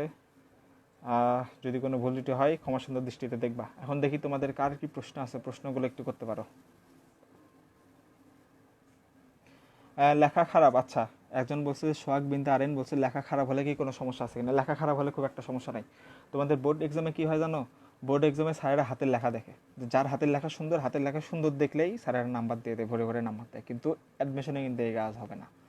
অ্যাডমিশনে তোমার হাতের লেখা সুন্দর হোক, হাতের লেখা খারাপ হোক, এইটা দেখার বিষয় না। তুমি তোমার লেখাটা যদি স্যারেরা বুঝতে পারে, এইভাবে তোমরা লিখবা। তোমার হাতের লেখাটা স্পষ্ট এনাফ যে তোমার লেখাটা স্যারেরা পড়তে পারতেছে, ব্যাস এতটুকুই দরকার। তোমার লেখাটা যেন জাস্ট স্যারেরা পড়তে পারে, স্যারেরা যেন লেখাটা পড়তে পারে, এইভাবে লিখবা। আর লেখার কোয়ালিটিটা যেন ভালো হয়। হাতের লেখা খারাপ ভালো এটা খুব একটা বেশি ম্যাটার করে না। হাতের লেখা সুন্দর হলে তো এটা তোমার জন্য প্লাস পয়েন্ট। হাতের লেখা যদি খারাপও হয়, এটা তোমার জন্য কোনো সমস্যা নাই। এমনভাবে লিখবা স্যার জন্য লেখাটা বুঝতে পারে। আমার এক্সাম্পলটা দিই, আমার হাতের লেখা খুবই খারাপ। আমার কিন্তু এমসিকিউ থেকে রিটেনের মার্ক ছিল বেশি। এই যে তোমাদের এই কি বলে, এই ইংরেজিতে মার্কস ছিল 20, ইংরেজিতে মার্ক 20 ছিল না, কত ছিল, যাই হোক, আমি 20-এর মধ্যে 18 পাইছিলাম ইংরেজি রিটেনে। আমার লেখা কিন্তু, হাতের লেখা কিন্তু খারাপ, কিন্তু তবুও কিন্তু আমি মার্ক পাইছিলাম বেশি। সুতরাং হাতের লেখা খারাপ হোক, তবুও লেখাটা যেন কোয়ালিটি সম্পন্ন হয়। আর একটা জিনিস, তোমার জিপিএ নিয়ে খুবই বেশি টেনশন করো। তোমাদের একটা এক্সাম্পল দিই। আমার এক ফ্রেন্ড জগন্নাথ ইউনিভার্সিটিতে পরীক্ষা দেওয়ার জন্য কিন্তু জিপিএ লাগছিল গত বছর, প্রতিবারই লাগে, এবার তো যেহেতু গুচ্ছ, তো সুতরাং ওইভাবে জিপিএটা লাগতেছে না। তো আমার ওই ফ্রেন্ড জগন্নাথ বিশ্ববিদ্যালয়ে পরীক্ষা দেওয়ার জন্য তার জিপিএ ছিল না, ঠিক আছে, জিপিএ ছিল না, সে জগন্নাথ বিশ্ববিদ্যালয়ে পরীক্ষা দেওয়ার তার যোগ্যতা নাই, জিপিএ নাই। সেই স্টুডেন্ট ঢাকা ইউনিভার্সিটিতে চান্স পাইছে। তাহলে কি বুঝলা ব্যাপারটা? তার জগন্নাথ ইউনিভার্সিটিতে পরীক্ষা অ্যাটেন্ড করারই যোগ্যতা নাই, কিন্তু সে ঢাকা বিশ্ববিদ্যালয়ে চান্স পেয়ে বসে আছে। সুতরাং জিপিএ নিয়ে মাথা ব্যথা হওয়ার কোনো দরকার নাই। এই এইচএসসি এসএসসি লেভেল আর অ্যাডমিশন লেভেল পুরোটাই একদম আলাদা। একটা কথা মনে রাখবা, অ্যাডমিশন লেভেলে কিন্তু মেধাবীরা চান্স পায় না, মেধাবীরা কিন্তু ঢাকা ইউনিভার্সিটিতে চান্স পাবে না। চান্স পাবে তারাই যারা পরিশ্রমী। তোমাকে মেধাবী হতে পারে, পরিশ্রমী হতে পারে। তুমি মেধাবী, তোমার একটা প্রশ্ন, একটা অ্যান্সার পড়তে তোমার 1 ঘন্টার মধ্যে তুমি পড়তে পারো, আর একজনের সেটা পড়তে 2 ঘন্টা লাগে, কিন্তু সে পরিশ্রমী। তোমার মেধার কোনো দাম নাই যদি তুমি পরিশ্রম না করো। ঢাকা ইউনিভার্সিটিতে তারাই চান্স পাবে, বা তোমাদের যে ইউনিভার্সিটিতে তোমরা চান্স পাইতে চাও তারাই চান্স পাবা যারা পরিশ্রম করতে হবে। আর যে কথাটা বলছি যে তোমরা কখনোই অদরকারি কাজ করবা না, তোমরা এখন থেকে সেই কাজটাই করবা যে কাজটা তোমাকে তোমার লক্ষ্যের দিকে আগে নিয়ে যাচ্ছে। এমন একটা কাজ তুমি করবা না যে কাজটা তোমাকে লক্ষ্য থেকে পিছায় নিয়ে যাচ্ছে। অন্তত এই কয়টা মাস এই কাজটা করার চেষ্টা করো। তোমার কাছে যদি মনে হয় যে তুমি ডিপ্রেশনের মধ্যে আছো, আমি অতিরিক্ত ফেসবুকের মধ্যে দিচ্ছি, ফেসবুক থেকে ঢুকে আর বের হতে পারতেছি না, জাস্ট তুমি নিজেকে একটা কোশ্চেন করো যে আচ্ছা, আমি যে এখন ফেসবুকের মধ্যে আসি, আমি যে আমার ফ্রেন্ডের সাথে এখন চ্যাট করতেছি, এই ফ্রেন্ডের সাথে চ্যাট করা কি আমাকে আমার ডিজায়ার লক্ষ্যের দিকে কি নিয়ে যাচ্ছে, নাকি ডিজায়ার লক্ষ্য থেকে পিছায় নিয়ে আসতেছে? জাস্ট এই কোশ্চেনটা মনের মধ্যে করবা, আর কিছু দরকার নেই। ডিপ্রেশন থেকে মুক্ত হয়ে যাবা, অদরকারি কাজগুলো চলে যাবে। দেখি এখন বলো, আরও প্রশ্ন দেখো। আচ্ছা, এমসিকিউ কয়টা দাগাবা? একজন প্রশ্ন করেছে যে ভাই এমসিকিউ কয়টা দাগাবো। এটা তোমার পুরোটাই নির্ভর করবে পরীক্ষার প্রশ্নের উপর। তোমার পরীক্ষার প্রশ্ন যদি সহজ হয়ে যায় তাহলে তোমাকে এমসিকিউ বেশি করে দাগাইতে হবে। তোমার পরীক্ষার প্রশ্ন যদি কঠিন হয় তাহলে এমসিকিউ একটু কম করে দাগাইতে হবে। কারণ প্রশ্ন কঠিন, তুমি তো হুদায় দাগায় তো তুমি আর নেগেটিভ মার্কিং বাড়াইতে পারবে না। প্রশ্ন যদি সহজ হয় তাহলে একটু বেশি করে দাগানোর চেষ্টা করবা। আর এখানে এমসিকিউ দাগানোর একটা ট্রিক্স আছে। মনে করো যে তোমার একটা প্রশ্ন ঠিক হলে তোমার মার্ক পাবা হচ্ছে 1, এখন যেটা ঢাকা ইউনিভার্সিটি মার্ক দেয় 1, আর ভুল হলে 0.25 করে কাটা। ভুল হলে কত কাটা? 0.25 করে কাটা। এই যে রিস্ক নেওয়ারও কিন্তু একটা সিস্টেম আছে, তোমাকে কিন্তু সিস্টেম অনুযায়ী রিস্ক নিতে হবে। কীরকমভাবে তুমি সিস্টেম অনুযায়ী রিস্ক নিবা? মনে করো যে তুমি 4টা প্রশ্নে থাকলা, এই 4টা প্রশ্ন তুমি 4টা প্রশ্নের উপর রিস্ক নিবা। যে 4টা প্রশ্ন যদি তোমার ভুলও হয়, তুমি 4টা দাগাবা, 4টা কনফিউজ প্রশ্ন তুমি দাগাবা, এই 4টা প্রশ্নই তোমার ভুল হবে। তুমি ধরে নিচ্ছ এই 4টা প্রশ্নে ভুল হবে, তাহলে তোমার মার্ক কত কাটা যাবে? 1 মার্ক কাটা যাবে। কিন্তু এই 4টা প্রশ্নের মধ্যে থেকে যদি একটা যদি ঠিক হয়ে যায় তাহলে তুমি মার্ক কত পেয়ে যাচ্ছ? 1 মার্ক পেয়ে যাচ্ছ, আর বাকি 3টা ভুল, অর্থাৎ 0.75 কাটা। তাহলে তোমার লাভ কত হচ্ছে? 1-এর থেকে 0.75 বাদ দাও, 0.25 কিন্তু তোমার লাভ। সুতরাং তোমরা কিন্তু গণহারে কনফিউজড কোশ্চেনগুলো দাগাবো না। তোমরা কনফিউজড কোশ্চেন এইভাবে দাগাবা, ভাগ ভাগ করে নেবা। 4টা করে ভাগ করলা, যে 4টা প্রশ্ন আমি এখন টার্গেট করবো, এই 4টার যদি 4টা ভুলও হয়ে যায় তাও কোনো সমস্যা নেই, আমার 1 মার্ক গেল। কিন্তু এই 4টার মধ্যে থেকে যদি একটা যদি ঠিক হয়ে যায় তাহলে কিন্তু আমার 0.25 বেড়ে যাচ্ছে। ওই যে বললাম 4টার মধ্যে 3টা ভুল, অর্থাৎ 0.75 গেছে, লাভ করছে কত? 1 মার্ক, অর্থাৎ 1 মার্কের থেকে 0.75 বাদ, 25 লাভ। আর যদি 2টা ঠিক হয়ে যায় তাহলে তো আরও ভালো, 3টা ঠিক হলে আরও ভালো। এইভাবে তোমরা পাট করে কনফিউশনগুলো দাগানোর চেষ্টা করবা। লিখিত পরীক্ষায় যদি প্রশ্ন কমন না পড়ে তাহলে কি করবা? পরীক্ষায় লিখিত প্রশ্ন কমন না পড়লে তুমি মনে করো যে স্যার তো তোমাকে নাম্বার দিবে, কমন নাই, তুমি কিছু লেখলা না, তুমি কি চান্স পাবা? পাবা না। কমন নাই, তুমি লেখছো, কিছুটা হলেও নাম্বার পাবা। সুতরাং তোমার যদি প্রশ্ন যদি কমন নাও আসে, চেষ্টা করবা কিছু অন্তত লেখে আসার, লেখাটা যদি একটু স্ট্যান্ডার্ড হয়। তোমার কমন নাই, একটা কথা মনে রাখবা, তোমার প্রশ্ন কমন পারে নাই মানে সবারই কমন পড়ে নাই, এই কনফিডেন্সটা যেন তোমার মধ্যে থাকে। আর এই কনফিডেন্সটা তোমার মধ্যে তখনই আসবে যখন তোমার প্রিপারেশনটা ভালো। তোমার প্রিপারেশন ভালো, তুমি কিন্তু কনফিডেন্সের সাথে বলতে পারবা যে হ্যাঁ আমার কমন পড়ে নাই আর কারো কমন পড়ে নাই, কিন্তু তোমার প্রিপারেশনের মধ্যে ঘাটতি আছে, তখন কিন্তু তোমার মনের মধ্যে চলবে যে আমার কমন পড়ে নাই, সবারই মনে কমন পড়ছে। সুতরাং প্রিপারেশনটা যেন ভালো হয়, এই কথা মাথায় রাখবা। এমসিকিউ অ্যান্ড রিটেনে কত মার্কস সেফ জোন, এটা ঘরে বসে বলা অসম্ভব। এটা তোমাদের প্রশ্ন পাওয়ার পর বলা যায়। প্রশ্ন যদি সহজ হয় তাহলে দেখবো যে 120-এর মধ্যে 90 পেলেও চান্স পাওয়া কঠিন। আবার যদি প্রশ্ন কঠিন হয় তাহলে দেখা যাচ্ছে 120-এর মধ্যে 70 পেলেও চান্স পাওয়া যাবে। সুতরাং এটা নির্ভর করবে প্রশ্নের উপর। আচ্ছা, আর কি দেখি প্রশ্ন, বাংলা বিরোচনের জন্য কোন বই পড়বা? বাংলা বিরোচনের জন্য এই যে একজন জাহেদ জাকারিয়া বলছে যে বাংলা বিচরণের জন্য কোন বই পড়বো। আমি যে বইটা পড়ছিলাম সেটা হচ্ছে সৌমিত্রা শেখর স্যারের বাংলা ভাষা সাহিত্য ও জিজ্ঞাসা। এই বইটা থেকে শুধুমাত্র বিরোচন অংশটা, শুধুমাত্র গ্রামার অংশ না কিন্তু, জাস্ট বইটা কিন্তু অনেক বড়, ওখান থেকে জাস্ট বিরোচন অংশটা তোমরা পড়বা, ওখান থেকে কমন আসে, চাকরির পরীক্ষাতেও কমন আসে। আরও দেখি, আমি বাংলা সেকেন্ড পেপার এখনও পড়ি নাই, কী করতে পারি? ফার্স্টেই বলছি বাংলা সেকেন্ড পেপার পড়ো নাই। আমি তোমাদের একটা কথা কিন্তু ফার্স্টে বলছিলাম যে কোনো স্টুডেন্ট যদি এই যে 1 মাস আছে, এই 1 মাস সময়ও যদি একদম খুব ভালো করে যদি তারা প্রিপারেশন নেয়, তারা কিন্তু চান্স পেয়ে যাবে। যদি 1 মাস সময় আছে, হয়তো বা প্লেস করতে পারবে না, টপ 100-র মধ্যে থাকবে না, টপ 200-র মধ্যে থাকবে না, কিন্তু চান্স পাবে। যদি এই 1 মাসও কেউ সেই রকমভাবে যদি পড়াশোনা করে, তাহলে সে চান্স পাবে যাবে। তুমি বাংলা সেকেন্ড পেপার পড়ো নাই, শুরুতেই 9-10-এর যে বইটা আছে, 9-10-এর বইটা খুব ভালো করে পড়ে নাও, ওখান থেকে 70% কমন পেয়ে যাবা। আর সাথে আর একটা বই রাখতে পারো, অভিযাত্রী বইটা রাখতে পারো। ওই বইটা খুব ইজি করে লেখা আছে, তোমার কোনো টিচারের দরকার হবে না। তুমি যদি অভিযাত্রী বইটা পড়ো, ওখানে একদম টিচারের মতো করে তোমাকে বোঝানো আছে। আচ্ছা, আরেকজন বলছে ইংলিশের যে কবিতা অনুযায়ী পড়বো, কি লেখছে, ইংলিশের কবিতাই অনুযায়ী পড়বো ডি ইউনিট।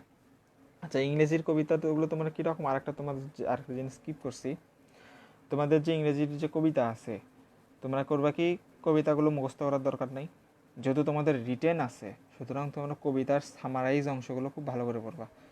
রিটেনে চলে আসতে পারে যে এই কবিতার থিম লেখো, তখন কিন্তু তোমাকে থিম লিখতে হবে। আর একটা জিনিস তোমাদের মেইনলি বি ইউনিটে আসে, সেটা হচ্ছে লিটারেরি টার্মস। মনে করো কবিতার একটা লাইন তুলে দেবে, লাইন তুলে দিয়ে বলবে যে এটা কি মেটাফোর, সিমিলি, নাকি অক্সিমোরন, নাকি পার্সনিফিকেশন। এই লিটারেরি টার্মসগুলো তোমরা ভালো করে পড়বা, ঠিক আছে? তাহলে আর আরেকটা জিনিস খেয়াল রাখবে যে কবিতার কোন লাইন কোন কবিতা, এটা মাথায় রাখার চেষ্টা করবা, যে এই লাইনটা এই কবিতার, এটা একটু মাথায় রাখার চেষ্টা করবা। আরও প্রশ্ন করো, হ্যাঁ, কার কি জানার আছে বলতে পারো। ভাই 1 মান্থ কি নাও, যদি জান প্রাণ দিয়ে পড়ি তাহলে কি চান্স পাবো? আমি তোমার প্রশ্নের আগে আমি বলে দিছি যে কোনো স্টুডেন্ট যদি এই লাস্ট 1 মাসটা খুব ভালো করে যদি পড়ে, পড়ার মতো করে যদি পড়ে, আমি কিন্তু বলতেছি পড়ার মতো করে পড়া, তাহলে তার দ্বারাও চান্স পাওয়া সম্ভব, ভালো পজিশন করেই চান্স পাওয়া সম্ভব। এমনও অনেক স্টুডেন্ট আছে, এই যে যারা মেডিকেল আছে না, মেডিকেল ডি ইউনিটে কেমনে চান্স পায়, তারা তো মেডিকেলের প্রিপারেশন নেয়, যখন মেডিকেলে চান্স পায় না, তখন আসে ডি ইউনিটে। সময় তো বেশি থাকে না, 15-20 দিন, 1 মাস সময় থাকে, ওই 1 মাস সময়ের মধ্যেই কিন্তু তারা কমপ্লিট করে। আরে ভাই, সিলেবাস তো খুবই অল্প, বাংলা 12-24টা গদ্য পদ্য, আর বাংলা সবার, এটা তো তোমার এইচএসসিতেই কমপ্লিট। জাস্ট এখন রিভিশন দিয়ে দাও, 1 দিনের মধ্যে রিভিশন, 2 দিনের মধ্যে রিভিশন শেষ, বাংলা ফার্স্ট পেপার শেষ। সেকেন্ড পেপার 9-10-এ তো পড়ছোই। সমাজকে তুমি পারো না, সমাজ কয় প্রকার পারো না, একটু দেখবা হয়ে যাবে। বাংলা ব্যাকরণ দেখবা শেষ। ইংরেজি টপিক বাই টপিক শেষ করো। নাউন, আজকে নাউনের রুলস পড়লা, নাউনের প্র্যাকটিস, প্রোনাউন পড়লা, প্রোনাউনের প্র্যাকটিস, এইভাবে সুন্দর করে ইংরেজিটা শেষ করে ফেলো। সাধারণ জ্ঞানের যে স্পেসিফিক যে কিছু টপিক আছে, এই টপিকগুলো একটু ভালো করে পড়বো। 1 মান্থ কেন, তোমার 15-20 দিনেও তুমি প্রিপারেশন নেওয়া সম্ভব। আচ্ছা, এখন দেখি আর কি বলছো। ভাইয়া, আমার যদি 70% কমন পড়ে, আমি যদি 100% অ্যান্সারের কোশ্চেন অ্যান্সার করি, 100% কোশ্চেনের, আচ্ছা তোমরা একটা কাজ করবা, তোমরা ওই যে তোমরা শর্ট ফর্মে লেখো না, কোশ্চেন নিলে তোমরা কি এস এন লেখছো, এগুলো কিন্তু পড়তে কিন্তু খুবই সমস্যা হয়। 100% কোশ্চেনের অ্যান্সার না দেই, শুধু কমনগুলো অ্যান্সার করি, তাহলে কি কোনো প্রবলেম হবে? আচ্ছা, তোমরা চেষ্টা করবা যেগুলো কমন আছে সেগুলো তো দেওয়ার, এবং কমন ছাড়াও একটু রিস্ক নেওয়ার চেষ্টা করবো। এই যে বললাম 4টা করে একটু ভাগ করে নিবা, ভাগ করে নিয়ে 2-1টা কনফিউশন দাগাতে হবে। কনফিউশন দাগানো কিন্তু একটা আর্টের বিষয়। আবার যেন গণহারে যেন সব কটা যেন দাগাই দিয়ে আসো না, এটা করলে কিন্তু ভুল করবা। কনফিউশন দাগানোর মধ্যে সিস্টেম আছে, সিস্টেম করে কনফিউশন দাগালে, সেটা কিন্তু আমি আগেই মেনশন করছি যে 4টা করে ভাগ করবা, 4টা কনফিউশন এক জায়গায় নিবা, 4টার মধ্যে যদি 4টাই ভুল হয়, তোমার 1 মার্ক মাইনাস, ঢাকা ইউনিভার্সিটির প্যাটার্নটা বলতেছি। আর যদি 4টার মধ্যে একটাও যদি ঠিক হয়ে যায় তাহলে কিন্তু তোমার মার্ক বেড়ে যাচ্ছে, সুতরাং এটা চিন্তা রাখবা। আচ্ছা, আরেকজন বলছে দেখি, বাংলা সেকেন্ড পেপার শেষ করার জন্য এখনও কি সময় আছে কিনা? আরে পাগলা, তুমি তো 1 মাসের মধ্যে তো 100% প্রিপারেশন নিতে পারছো, আর সেকেন্ড পেপার তো কিসের কি, আরামে শেষ করবা। ডি ইউনিটের জন্য ইংলিশ ফার্স্ট পেপার কেমন ইম্পর্টেন্ট? ইংলিশ ফার্স্ট পেপার এটা তোমার বলবে। আর একটা জিনিস তোমাদের বলি, তোমাদের কিন্তু এবার এইচএসসি পরীক্ষা হয় নাই, সুতরাং তোমাদের কিন্তু এবার একটা পরীক্ষার সুযোগ থাকবে, তোমাদের এইচএসসিটাকে মূল্যায়ন করার জন্য একটা সুযোগ, মানে একটা চান্স আছে যে টিচাররা তোমাদের এইচএসসিটাকে মূল্যায়ন করতে পারে। তো এইচএসসিটাকে যদি মূল্যায়ন করতে চায় তাহলে তোমার বোর্ড বইগুলো অবশ্যই ইম্পর্টেন্ট, সেক্ষেত্রে ডি ইউনিটের জন্য ইংলিশ বোর্ড বইটাই ইম্পর্টেন্ট। অত সিরিয়াসলি পড়ার দরকার নেই, পড়বা যেন কোশ্চেন আসলে যেন পারো। ভাইয়া, এবার কি এই সকল অপেক্ষার অবসান ঘটে ঢাবিতে এক্সাম হচ্ছে? ঢাবিতে এক্সাম হবে কিনা এটা ঢাবির ভিসিও জানে না যে ঢাবিতে এক্সাম হবে কিনা, সুতরাং আশা করা যাচ্ছে যে অক্টোবরে তোমাদের পরীক্ষা হওয়ার একটা সম্ভাবনা আছে, যেহেতু সব কিছু কিন্তু খুলে দিচ্ছে, মেডিকেলও কিন্তু খুলে দিচ্ছে। ভাইয়া, ইংলিশ টেক্সট বই ভালোভাবে পড়িনি, এখন এখন ভাগ করে ভাগ করে কীভাবে পড়বো? তোমার হাতে এখন কত মাস সময় আছে? মনে করো 1 মাস সময় আছে। তোমার ইউনিট কয়টা? 15টা ইউনিট। তুমি মনে করো যে 15 দিনের মধ্যে তুমি শেষ করবে। একটা ইউনিট পড়তে কিন্তু খুব বেশি সময় লাগার কথা না ইংলিশের, খুব বলে 2 ঘন্টা সময় লাগা উচিত একটা ইউনিট পড়তে। আর তুমি তো এই ইউনিটের তো প্রত্যেকটা লাইন তো তুমি মুখস্থ করতেছো না, জাস্ট বাংলাটা পড়ে গেলা ট্রান্সলেশন করে করে। আর মনে করো যে ওই তোমার যে ওয়ার্ডের মাঝখানে যে ওয়ার্ড মিনিংগুলো আছে এগুলো একটু ভালো করে পড়লা, যেন সিনোনিম আসলে যেন পারো। আর একটা জিনিস তোমরা খেয়াল রাখবে যে তোমাদের যে প্রিপোজিশনগুলো আছে না, এই যে ইংলিশের টেক্সট বই থেকে কিন্তু প্রিপোজিশনগুলো কমন আসে। কীরকম?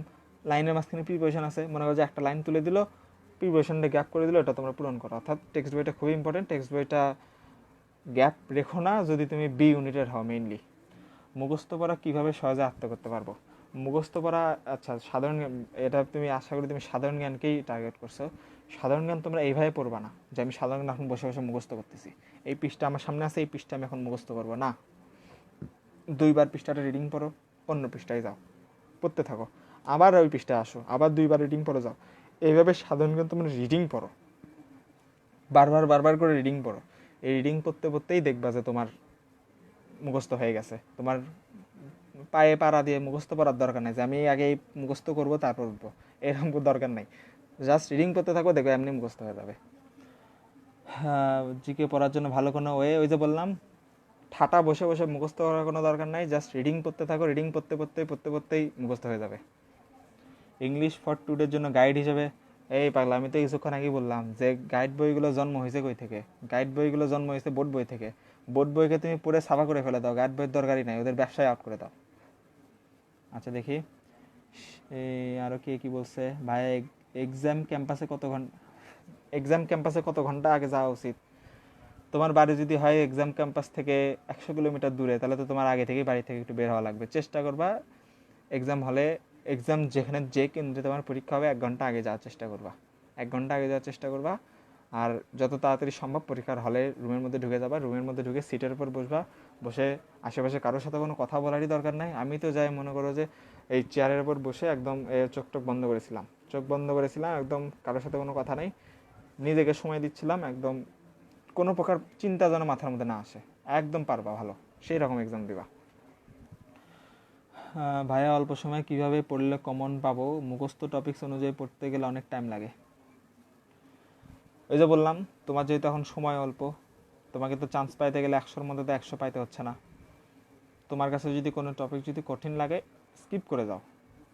কারণ তোমার কাছে যে টপিকটা কঠিন লাগতেছে ওই টপিক পড়তে যদি তুমি যে টপিকগুলো সহজ ওগুলোতে যদি সময় না দাও তাহলে তো তোমার লস হচ্ছে। সুতরাং তুমি যে টপিকটাকে ভালো পারো ওই ভালোটাকে ভালো হিসাবেই রাখো এবং উইক পয়েন্টগুলোকে আস্তে আস্তে ইমপ্রুভ করার চেষ্টা করো। ভাই এখন থেকে ভালো, আচ্ছা রাকিবুল হাসান বলছে এখন থেকে ভালো করে শুরু করলে লিখিত প্রস্তুতি কি ভালো করা সম্ভব? তোমার যদি এমসিকিউ প্রস্তুতি ভালো থাকে তুমি লিখিত প্রস্তুতি ভালো করবা। আর একটা জিনিস তোমাদের বলি, তোমার ইংরেজিতে রিটেনে কখন ভালো করবা? ইংরেজিতে রিটেন ভালো করার জন্য তোমাদের বেশি বেশি ইংরেজি রিডিং পড়তে হবে। তোমরা রিডিং পড়বা বেশি বেশি করে। তোমরা তো শুধু খেলা দেখো, ক্রিকেট খেলা দেখো, ফুটবল খেলা দেখো, খেলার মধ্যে যে কমেন্ট্রিগুলো আছে না, কমেন্ট বক্স থেকে যে কমেন্ট্রিগুলো করা হয় ওই কমেন্ট্রিগুলো একটু মনোযোগ দিয়ে শুনবা। ওই কমেন্ট্রিগুলো যদি একটু মনোযোগ দিয়ে শোনো দেখবে তোমার ইংলিশের রিটেনের স্কিল বাড়বে। ইংরেজিতে ভালো করার একমাত্র হচ্ছে ইংরেজি বেশি করে শোনা বেশি করে বলা, বেশি করে মানে শোনা এবং বলা এবং লেখা, এই কাজটা করতে হবে। সুতরাং যেখানেই পারো, যেখানে ইংরেজিকে কখনোই ভয় পাবে না। কোনো সাবজেক্টকে ভয় পাওয়ার কোনো দরকারই নেই। তোমরা তো ভয় পাও ইংরেজিকে বেশি, ইংরেজিকে ভয়ই পাওয়া যাবে না। ইংরেজি জাস্ট একটা ভাষা, এটাতে আর কি আছে, খালি গ্রামার আছে। গ্রামারগুলো পড়ে যাও এমনিই শেষ হয়ে যাবে। কয়টা গ্রামার? 15-20টার বেশি টপিক নাই। 15-20টা টপিক পড়তে একদিনে 2টা করে টপিক পড়লে 7-8 দিনের মধ্যে গ্রামারই তোমাদের শেষ হয়ে যায়। সুতরাং ইংরেজি নিয়ে অত টেনশন করার দরকার নেই। জিকে বুক নেম, আমি তো বলছি তোমাদের এই সময় এসে আমি তোমাদের জন্য কোনো বই সাজেশন করব না। তবে যেহেতু তুমি শুনতে যাচ্ছ, আমি বলবো যে আমি জিকে এর জন্য জুবাইয়ের জিকেটা পড়ছিলাম এবং সাথে MP3 থেকে শুধু MCQ পড়ছিলাম। ফ্রি হ্যান্ড রাইটিং খুব একটা ভালো পারো না, করণীয় কি? ফ্রি হ্যান্ড রাইটিং ভালো পারো না, তারা এখন তোমার করণীয়টা হচ্ছে কি, ফ্রি হ্যান্ড রাইটিংকে ভালো করতে হবে। ভালো করতে হবে কীভাবে? বেশি বেশি করে হাতের লেখা প্র্যাকটিস করবা, বেশি বেশি করে লিখবা। যে কোনো একটা টপিক, মনে করো তুমি এখন করোনা ভাইরাসের উপর লিখবা, বসে বসে লেখা শুরু করে দাও, 10টা বাক্য লেখা করোনা ভাইরাসের উপর, পেরে যাবা। প্রতিদিন 3টা বিষয় পড়বা নাকি আলাদা আলাদা? প্রতিদিনে 3টা বিষয় পড়বা। তোমার দিনে হচ্ছে 24 ঘন্টা, 24 ঘন্টার মধ্যে 6 ঘন্টা যদি তুমি ঘুম পারো, তোমার হাতের সময় 18 ঘন্টা, বাকি সময় কাজ করবা 2 ঘন্টা, তোমার হাতের সময় এখন 16 ঘন্টা, আরও 1 ঘন্টা বাদ দিলাম, 15 ঘন্টা। 15 ঘন্টা কি তুমি একটা সাবজেক্ট পড়বা, 2টা সাবজেক্ট পড়বা? 3টা সাবজেক্টই পড়বা, প্রতিদিনই 3টা সাবজেক্ট পড়বা। ভাই এক্সাম হলে একা একা বসে থাকলে এই কি ভাইয়া এক্সাম হলে একা একা বসে থাকলে তো চান্স, কি বলছে ভাইয়া এক্সাম হলে একা একা বসে থাকলে তো চান্স পাবো কিনা, পড়া ভুলে যাচ্ছি, এগুলো চিন্তা আসবে, সেক্ষেত্রে কোনো আইডি? তোমার প্রশ্ন আমি বুঝতে পারি না ভাই, একটু আরেকবার লেখো। ডি ইউনিটের রিটেন, তোমাদের ডি ইউনিটের রিটেনে কিন্তু জিকে আছে। গতবার প্রশ্ন আসলে যে ফেসবুক সম্বন্ধে 10টা বাক্য লেখো। এখন ফেসবুক সম্বন্ধে 10টা লেখা তো বাক্য তো একটা ক্লাস 6-এর বাচ্চাও লিখতে পারবে, তুমিও লিখতে পারবা। সুতরাং কোয়ালিটিটা যেন ভালো হয়। রিটেন মানেই রিটেনের কোয়ালিটিটা ভালো হতে হবে। যদি তোমার কোয়ালিটিটা যদি ভালো হয়, তাহলে তুমি ভালো কিছু করবা। কোশ্চেন ব্যাংক কতটা ইম্পর্টেন্ট? কোশ্চেন ব্যাংক খুবই ইম্পর্টেন্ট। আমি শুরুতেই বলছি, কোশ্চেন ব্যাংক তুমি এই জন্যে পড়বা যে তুমি কোশ্চেন সম্পর্কে একটা আইডিয়া নিচ্ছ। কোশ্চেন ব্যাংক তুমি এই জন্য পড়বা না যে কোশ্চেন ব্যাংক থেকে কোশ্চেন রিপিট হবে, এই আশায় কোশ্চেন ব্যাংক পড়ার দরকার নেই। তুমি কোশ্চেন ব্যাংক পড়বা যে এটা একটা ইজি হিসাব, যে তুমি একটা স্পেসিফিক ইউনিভার্সিটি স্পেসিফিক জায়গায় তুমি পরীক্ষা দিতে যাচ্ছ, তুমি ওই ভার্সিটির সম্বন্ধে একটা প্রশ্ন, একটা ধারণা নিয়ে যাচ্ছ যে কোন টপিক থেকে তারা প্রশ্ন বেশি দেয়, সেই টপিকগুলো ভালো করে একটু পড়ে গেলা, পরীক্ষাটা ভালো হবে। কোশ্চেন এখন কোশ্চেন ব্যাংক থেকে কমন আসবে কিনা এটা ভাগ্যের ব্যাপার, আসলে ভালো, না আসলে কোনো সমস্যা নাই, তুমি প্যাটার্নটা জানে গেলা। এই যে সেশনটা মোটামুটি 1.5 ঘন্টার মতো হয়েছে, এখন একটু শেষ করতে যাচ্ছি। তোমাদের যদি কোনো প্রশ্ন না থাকে তাহলে শেষ করব। আরও কোনো প্রশ্ন থাকলে বলতে পারো। আর কখনোই হতাশা যেন তোমাদের মধ্যে কাজ না করে। ওই যে বললাম, যেটা হবে ভালোর জন্য হবেই, উপরওয়ালা যেটা করবে ভালোর জন্য করবে। কখনো মনে করবে না যে তুমি ঢাকা বিশ্ববিদ্যালয়ের জন্য যোগ্য কিনা, এটা মনে করবে না। মনে করবে যে ঢাকা বিশ্ববিদ্যালয় তোমার জন্য যোগ্য কিনা, এটা মনে রাখবা। আর ঢাকা বিশ্ববিদ্যালয় বা অন্যান্য বিশ্ববিদ্যালয় মাহাত্ম তোমাদেরকে নাই বললাম, তোমরা নিজেরাই জানো। এগুলো বলে তোমাদের আর রঙিন চশমা না পড়াই। আর কারো কোনো প্রশ্ন? আরেকজন বলছে দিনে কত ঘন্টা পড়বো। দিনে কত ঘন্টা পড়বা এটা তো একমাত্র তুমিই ভালো জানো যে তুমি দিনে কত ঘন্টা পড়তে পারবা। তোমার যদি মনে হয় তোমার নিজেকে সন্তুষ্ট করার জন্য যতটুকু তোমার পড়া উচিত, তুমি যদি মনে করো যে আমি দিনে 6 ঘন্টা পড়লে আমি সন্তুষ্ট, যে আমি চান্স পাবো, তাহলে তুমি 6 ঘন্টা পড়ো। তোমার যদি মনে হয় যে আমি দিনে 12 ঘন্টা পড়লে আমি নিজের উপর স্যাটিসফাইড হচ্ছি, যে হ্যাঁ এইভাবে পড়লে আমি চান্স পাবো, তাহলে ওইভাবেই পড়ো। এটা তোমার নির্ভর করে। একজন স্টুডেন্টের মনে করে যে একটা পড়া কমপ্লিট করতে তার 1 ঘন্টা সময় লাগে, তোমার লাগতেছে 30 মিনিট, তাহলে তোমার অবশ্যই 1 ঘন্টা পড়ার দরকার নেই, 30 মিনিট পড়বা। তাহলে ওই স্টুডেন্ট থেকে তোমার পড়ার সময়টা একটু কম হবে। অর্থাৎ এটা পার্সন টু পার্সন ভ্যারি করে। ভাই এক্সাম হলে চিন্তামুক্ত থাকার উপায়, এই যে তোমরা তো এখন মাঝখান থেকেই এই জয়েন করছো কিনা সেটা তো জানি না, আমি কিন্তু ফার্স্টেই বলছি যে তোমরা এক্সাম হলে চিন্তামুক্ত তখনই থাকতে পারবা যে আশেপাশে যে পোলাপানরা পরীক্ষা দিতে যাবে তাদেরকে গরু ছাগল মনে করবা, মনে করবো যে এরা এদের কোনো প্রিপারেশন নাই, এরা হুদাই পরীক্ষা দিতে আসছে। আর এটা তো তোমাদের সামনে প্রমাণও করছি। তোমার 10টা বন্ধুর নাম বলো, 10টা বন্ধুর নাম মাথার মধ্যে চিন্তা করো, 10টা বন্ধুর মধ্যে দেখবো যে গুগলে 3 থেকে 4 জন সিরিয়াসলি প্রিপারেশন নিছে, বাকি 5-6 জন হুদাই পরীক্ষা দিতে যাবে। তো পরীক্ষা হলেও ওই হুদাই পরীক্ষা দিতে যাবে এদের সংখ্যাই বেশি। 2 লাখ যদি ফর্ম উঠায়, 2 লাখের মধ্যে মাত্র 30 থেকে 40 হাজার সিরিয়াসলি পড়াশোনা করে। ওই 30-40-এর মধ্যেই তোমার মনে করো 2-3 হাজার চান্স পায়। সুতরাং তোমার 2-3 লাখ দেখে লাভ নাই, তোমার প্রতিযোগিতা হবে এই বাকি যে 20-30 হাজার আছে এদের সাথে। সুতরাং পরীক্ষার হলে আশেপাশে স্টুডেন্ট দেখে তোমার মাথার মধ্যে এখন মাথা ঘুরে যাচ্ছে যে এই সর্বনাশ, এত স্টুডেন্ট, আর এটা তো প্রিপারেশন নিয়ে পরীক্ষায় দিতে আসে নাই, তো এরা কেমনে এরা চান্স পাবে। আর পরীক্ষার হলে যাই সুন্দর করে টেবিলের উপর এই বেঞ্চের উপর বসে একদম মনকে একদম কন্ট্রোল করে পারবে। আর তোমাদেরকে আমি বলবো তোমরা মেডিটেশন করার চেষ্টা করবা, তোমরা ইউটিউবে ভিডিও দেখবা, তোমরা যদি মেডিটেশন করো তোমাদের এই পড়াশোনার মনোযোগটা বাড়ে, এটা কিন্তু একদম ক্লিনিক্যালি প্রুফড। মেডিটেশন করলে তোমাদের পড়াশোনার মনোযোগ বাড়বে, কারণ পড়ার সময় তোমাদের মাথার মধ্যে বিভিন্ন ধরনের টেনশন ঢোকে না, যে পড়তে পড়তে তুমি চলে গেছো অন্য এক দুনিয়ায়। মেডিটেশন করবা, এই পড়ার সময় টেনশনগুলো তোমার মাথার মধ্যে আর আসবে না। মেডিটেশন করবা, আজকে থেকে মেডিটেশন করবা, একদম বসে একদম নিঃশ্বাস নেবা জোরে করে, আস্তে আস্তে ছাড়বা এবং মাথার মধ্যে যেন কোনো টেনশন না থাকে। এটা তোমরা রেগুলার করবা এবং পরীক্ষার হলে যা বসে এই কাজটা করো, দেখবো তোমার মাইন্ড একদম ক্লিন হয়ে গেছে, শান্ত হয়ে গেছে তোমার মাইন্ড। যে কোনো পরীক্ষার ক্ষেত্রে তোমরা কাজে দেবা, দেখবো ভালো কিছু করো। তোমার প্রিপারেশন ভালো, কিন্তু তোমার পরীক্ষার হলে যে তুমি টেনশনের মধ্যে পড়ে গেলে, তোমার প্রিপারেশন ভালো হয়ে কোনো লাভ নাই। তোমার প্রিপারেশন খারাপ কিন্তু পরীক্ষার হল তোমার কন্ট্রোলে আছে, তাহলে তুমি ভালো কিছু করতে পারবা। ভাইয়া ভোকাবুলারি কীভাবে পড়বো?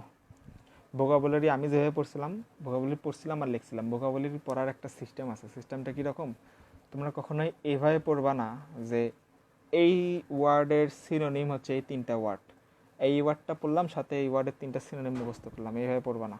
তোমরা এইভাবে পড়বা যে এটা একটা ওয়ার্ড, এটার বাংলা মিনিং আমি জানবো, এটার সাথে আরও যে 3টা সিনোনিম দেওয়া আছে ওই 3টা সিনোনিমেরও বাংলা মিনিং আমি জানবো। এইভাবে প্রত্যেকটা ওয়ার্ডের বাংলা মিনিং তুমি জানবা। বাংলা মিনিং জানতে জানতে তুমি ওয়ার্ড মিনিং পড়বা, আর খাতায় লেখে লেখে ওয়ার্ড মিনিংগুলো পড়বা, তাহলে ভালো করবা। আচ্ছা, আর ভাই আমি ঢাকা ইউনিভার্সিটির চিন্তা বাদ দিয়েছিলাম, অনুপ্রেরণামূলক কথা শুনে একদম পুরোদমে রিটার্নের প্রস্তুতি শুরু করে দিলাম। একদম প্রস্তুতি শুরু করে দাও।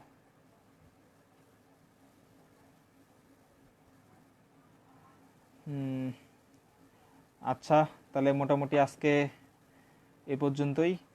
তোমরা হিমালয় বিশ্ববিদ্যালয় কোচিংয়ের সাথে থাকো। রবিউল ভাই আমার খুব কাছের বড় ভাই, তোমরা আমাকেও যে কোনো প্রয়োজনে নক করতে পারো, কোনো সমস্যা নাই, একদম নিজের বড় ভাই করে হিসেবে নক দিবা।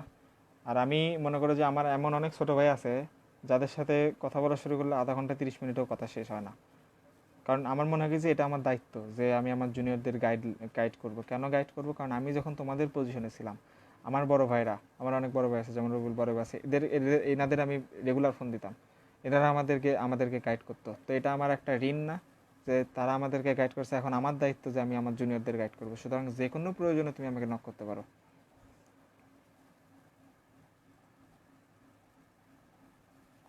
আচ্ছা, তো আজকের ক্লাসটা তোমাদের কেমন লাগছে একটু জানাও তো, দেখি ফিডব্যাক জানাও।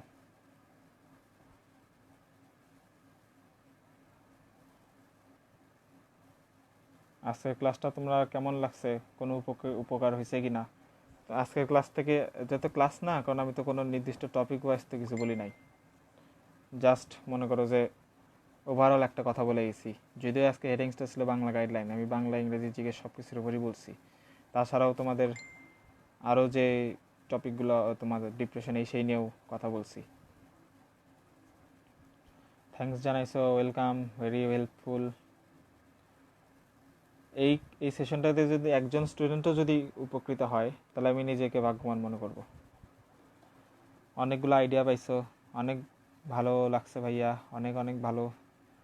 আচ্ছা, তোমাদের দেখা যাক পরীক্ষার আগে তোমাদের সাথে আর একবার যদি জয়েন হতে পারি কিনা। আমি রবিল ভাইকে বলবো যে আমাকে যেন আর একটু সময় দেয় তোমাদের পরীক্ষার কয়েকদিন আগে।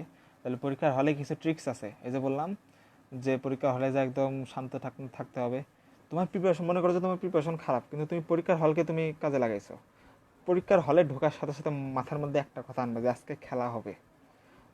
প্রশ্ন কমন পড়ুক আর প্রশ্ন কমন না পড়ুক, আজকে খেলা হবে, এটা জাস্ট মাথার মধ্যে রাখবা। প্রশ্ন তাহলে দেখবা যে তুমি তো গেম খেলতে গেছো, পরীক্ষা না, পরীক্ষাকে তুমি গেম মনে করো যে আজকে খেলা হবে, দেখবা যে পরীক্ষা ভালো হয়ে গেছে।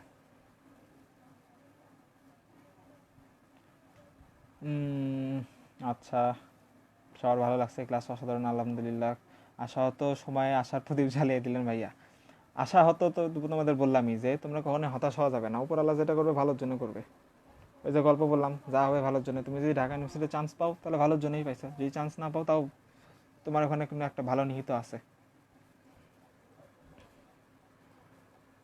আচ্ছা,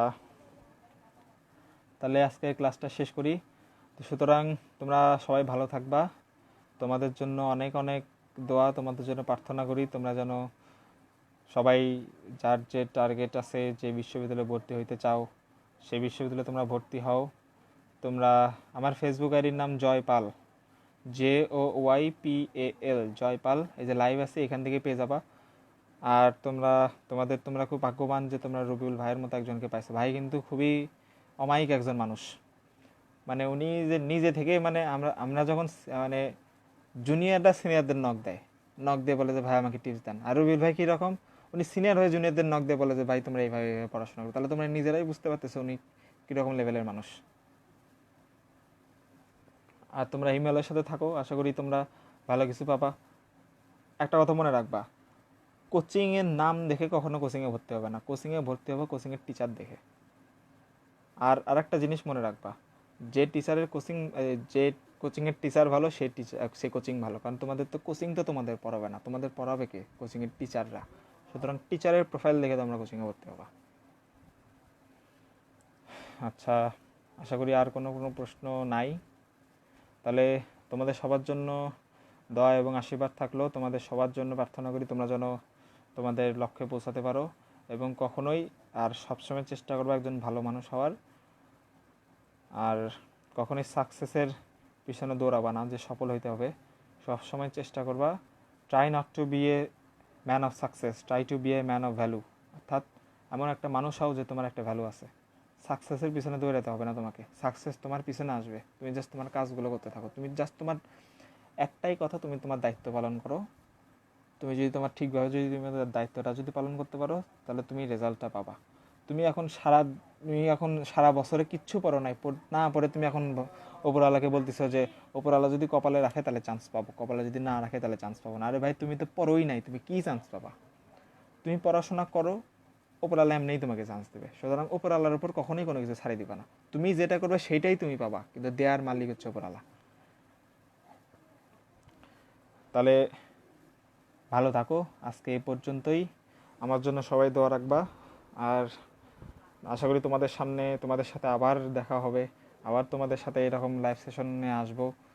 তোমাদের পরীক্ষা নিয়ে আজকে অনেক বিষয় কথা বললাম, মোটামুটি সব কিছু বিষয়ের উপরে তোমাদের একটা ধারণা দেওয়ার চেষ্টা করছি। বাংলা, ইংরেজি, জিকে, ডিপ্রেশনকে কীভাবে ওভারকাম করবা, পরীক্ষা হলে কীভাবে তোমরা অ্যাটিটিউডটা কীরকম হবে, সব কিছুর উপরে একটু বলার চেষ্টা করছি। সময় অল্প, মোটামুটি 1.5 ঘন্টা পার হয়ে গেছে, ভাই বলছিল 1 ঘন্টা সময়, 1.5 ঘন্টা সময় নিয়ে নিছি। তো রাতও অনেক হয়েছে, 10:30। তো তোমরা আমার জন্য দোয়া রাখবা। তো আজকে এখানেই শেষ করলাম, সবাই ভালো থাকবা।